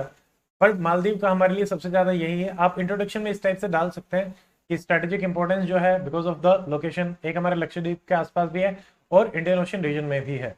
मालदीव टूरिज्म के लिए भी काफी फेमस है इंडिया के हिसाब से, ठीक है, या फिर इंडियन ओशन रीजन में pre sea line of communication के लिए भी बहुत ज्यादा इंपॉर्टेंट है। कोरल आइलैंड्स है, तो क्लाइमेट चेंज के कंटेक्स में भी हम देख सकते हैं, अगर मान लो यहाँ पे क्लाइमेट रिफ्यूजी क्राइसिस होता है तो सबसे पहले इंडिया को ही करना पड़ता है। या फिर पुराने टाइम पे भी हमने कुछ जो अपने ऑपरेशंस किए थे, जैसे फ्रेश वाटर भी सप्लाई किया था, तो वो भी India is the first to act, सबसे नियरेस्ट भी है, तो मालदीव भी हमारे लिए बहुत ज्यादा इंपॉर्टेंट है। ये बाकी जैसे चाइना का तो इन्फ्लुएंस यहाँ पे रहता ही है, जो हमने स्ट्रिंग ऑफ पर्ल्स के कंटेक्स में भी देखा था, मालदीव भी इनके इन्फ्लुएंस में है। जैसे अब्दुल्ला यमीन ये पावर में आए थे 2013, ठीक है, तो उसके बाद जो चाइना और मालदीव्स की फ्रेंडशिप है वो ज्यादा ग्रो करने लगी थी और चाइनीज इन्वेस्टमेंट भी बहुत ज्यादा बढ़ने लगे थे, ब्रिजेस, एयरपोर्ट, रोड्स आने लगे थे। बट यहाँ पे क्या रहा है कि कुछ हद तक तो वो उसको यूटिलाइज कर पाए, स्पेशली टूरिज्म को बढ़ावा देके, ठीक है, बट फिर भी कुछ एरिया अभी भी ऐसे हैं जहाँ पे थोड़ा सा गड़बड़ चल रहा है। अभी रिसेंटली मालदीव्स में एक आइलैंड है जहाँ पे आई थिंक इंडियन एम्बेसी या कॉन्सुलेट जो है वो ओपन किया गया है, तो इसलिए भी न्यूज में था। What are the concerns for India?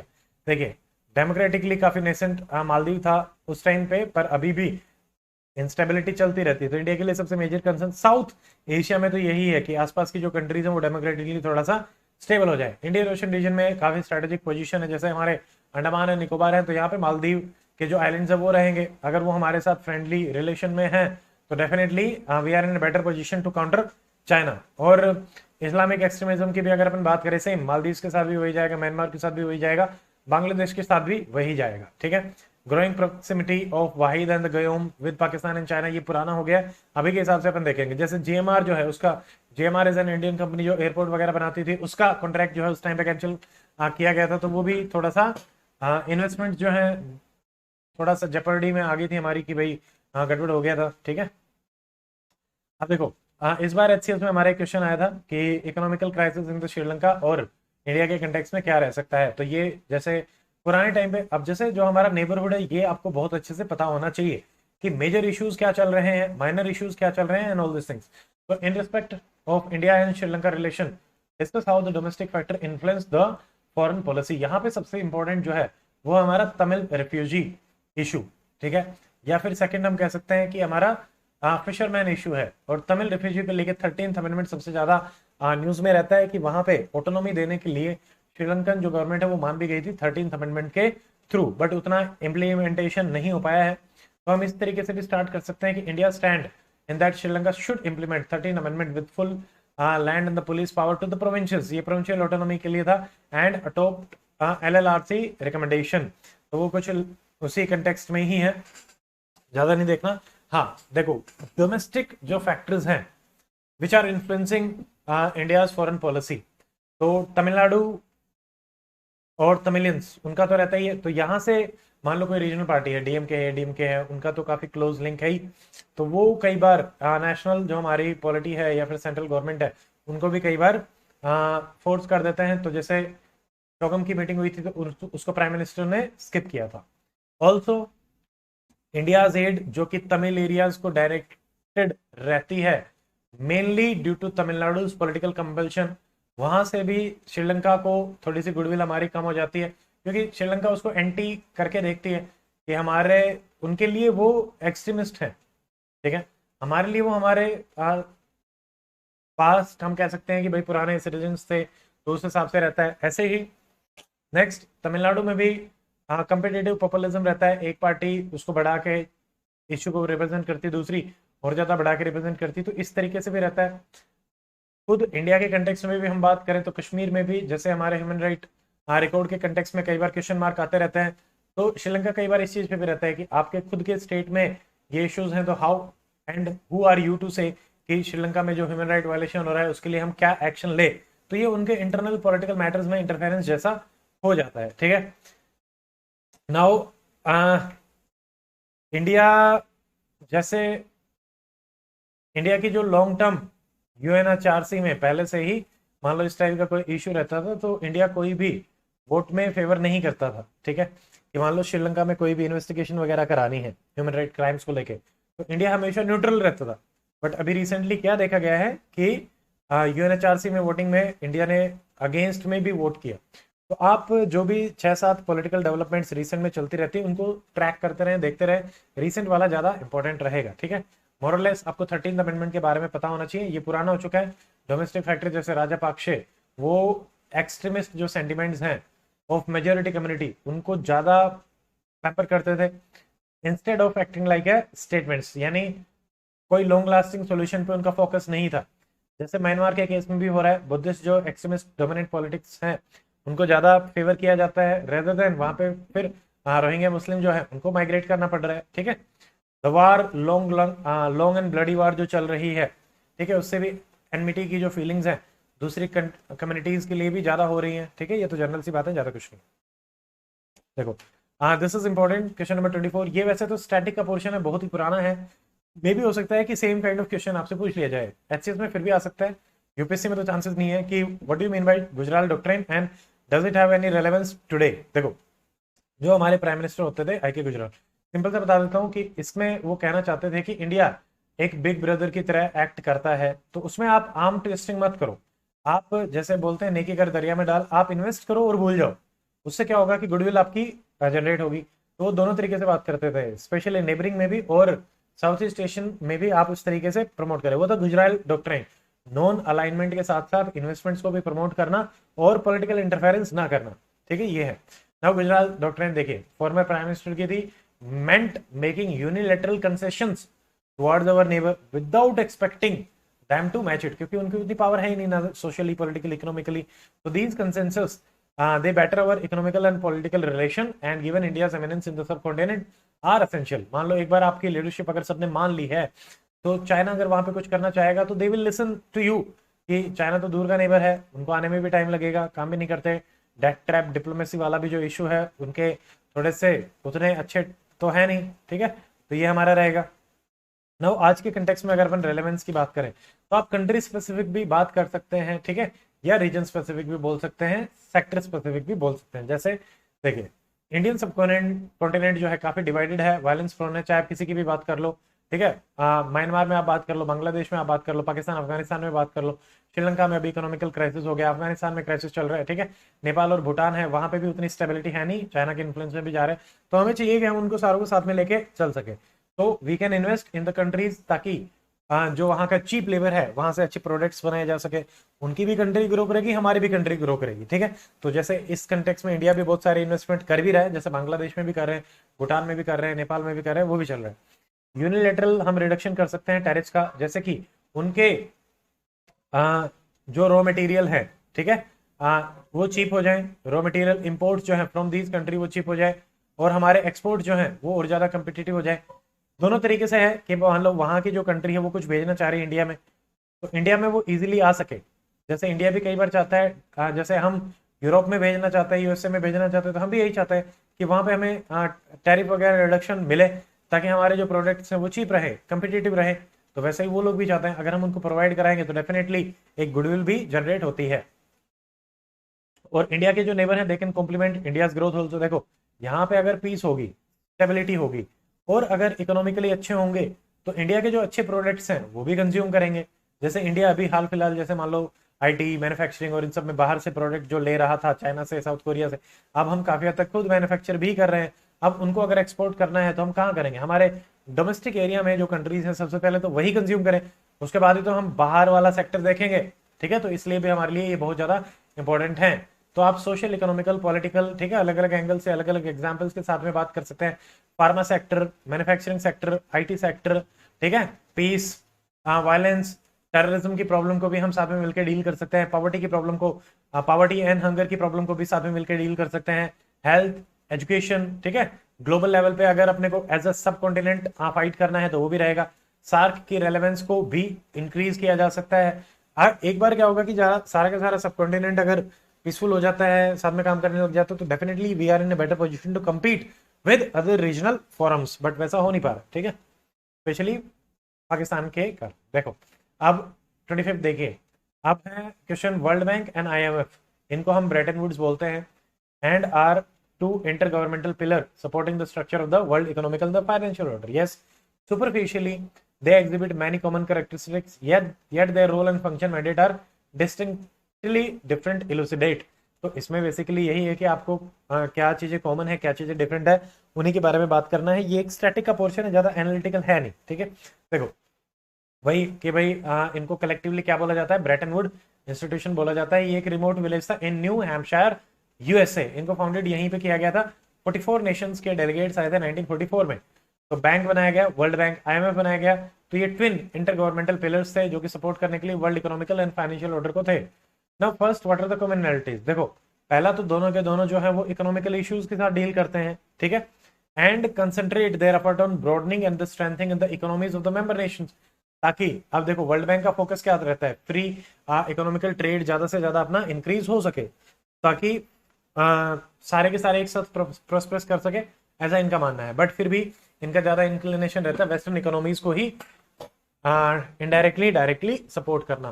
दोनों ही जो इंस्टीट्यूशन है they advocate neo liberal concept. Neo liberal क्या होता है? लिबरल इकोनॉमी यानी कि फ्री मार्केट इकोनॉमी, उसी को ही ये सपोर्ट करते हैं। ये ऐसा तो है नहीं, ये गवर्नमेंट के कंट्रोल को नहीं चाहते। देखो 1991 जब एलपीजी रिफॉर्म्स हुए थे, आईएमएफ ने हमें लोन दिया था और balance of the payment crisis को मैनेज करने के लिए, तब उन्होंने यही कहा था कि एफडीआई को आप रिलैक्स करो, ज्यादा से ज्यादा इन्वेस्टमेंट बाहर से आए, वो रिटर्न में कुछ लेके जा सकें, प्लस इंडिया को भी फायदा हो जाए। ठीक है, क्योंकि देखो उनके लिए भी थोड़ा सा ठीक था, बट फिर भी अब देखिए उसमें ज्यादा डिटेल में बात नहीं करेंगे। और क्या कॉमन है? इकोनॉमिकल रिसर्च करते हैं, डेवलपिंग कंट्रीज को भी एडवाइस करते हैं, लोन्स भी ये प्रोवाइड कराते हैं डेवलपिंग कंट्रीज को। Now what is the distinction? देखिए वर्ल्ड बैंक जो है उसमें ज्यादा स्टिग्मा अटैच नहीं है, वर्ल्ड बैंक सपोर्ट करता है। इंडिया में भी आपने देखा होगा बहुत सारे प्रोजेक्ट्स, जैसे कि नीरांचल प्रोजेक्ट है या फिर आपके फूड सिक्योरिटी प्रोजेक्ट्स हैं, ठीक है, एनएफएसए, इनमें वर्ल्ड बैंक का भी काफी रोल रहता है। वो 50% के आसपास आपका कई बार फंड जो है वो देता है इसको। ठीक है, वाइल जो आईएमएफ के लोन है, loans mean countries in severe crisis, world bank के लोन आपको रेगुलरली भी मिलते रहते हैं। ठीक है, पर अगर आप आईएमएफ के पास जा रहे हो तो एक तो है basically balance of payment crisis के लिए ही। ठीक है, वो मतलब हमारी कंट्री जो इंपोर्ट एक्सपोर्ट है उनको अच्छे तरीके से मैनेज नहीं कर पा रही है, उतना पैसा हमारे पास नहीं बचा है। ठीक है, तो वो टर्म्स एंड कंडीशन के साथ ज्यादा आता है। वर्ल्ड बैंक का ज्यादा फोकस जो रहता है वो रहता है social upliftment of the poor section, under privilege section. IMF के लोन का size it is tied to the quota of the each nation जो आईएमएफ में रहेगा। वर्ल्ड बैंक में ऐसा नहीं है। आईएमएफ के लोन जो है वो टेम्परेरी है, बैलेंस ऑफ पेमेंट के लिए ही रहते हैं। वर्ल्ड बैंक के long term project developmental financial loans होते हैं। ये इंफ्रास्ट्रक्चर लोन भी हो सकते हैं, ठीक है, या फिर स्कीम ओरिएंटेड लोन्स भी हो सकते हैं। Health, education, road, railways, infrastructure सबके लिए हो सकते हैं। IMF loan very strict conditions, world bank के लोन में ऐसी कंडीशंस नहीं होती। ये हमारे डिफरेंसेस हो जाएंगे। तो इस तरीके से आप बात कर सकते हैं। दोनों में ही वेस्टर्न इन्फ्लुएंस आपका ज्यादा है, वेस्टर्न कंट्रोल आपका ज्यादा रहेगा। ठीक है, तो ये सारे के सारे हो जाएंगे। तो ये हमारे हो गए हैं 2013 का आपका जीएस का पेपर 2 अपन ने डिस्कस कर लिया है। टुमारो वी विल सी 2013 से अपन शुरू करेंगे आगे की तरफ, वो रहेगा हमारा पेपर 3 का डिस्कशन। और HCS में आपका काफी रेलेवेंट रहेंगे दोनों के दोनों। पेपर 2 से आपका ज्यादा पोर्शन आएगा, देन पेपर 3 से आपका ज्यादा पोर्शन आएगा, देन पेपर 1। ठीक है, तो that's it in this lecture and I hope आपको इससे काफी हेल्प मिलेगी। So like this lecture, share this lecture with your friends and subscribe to the channel. See you in the next video. Till then, stay fit, stay healthy. Goodbye. Jai Hind.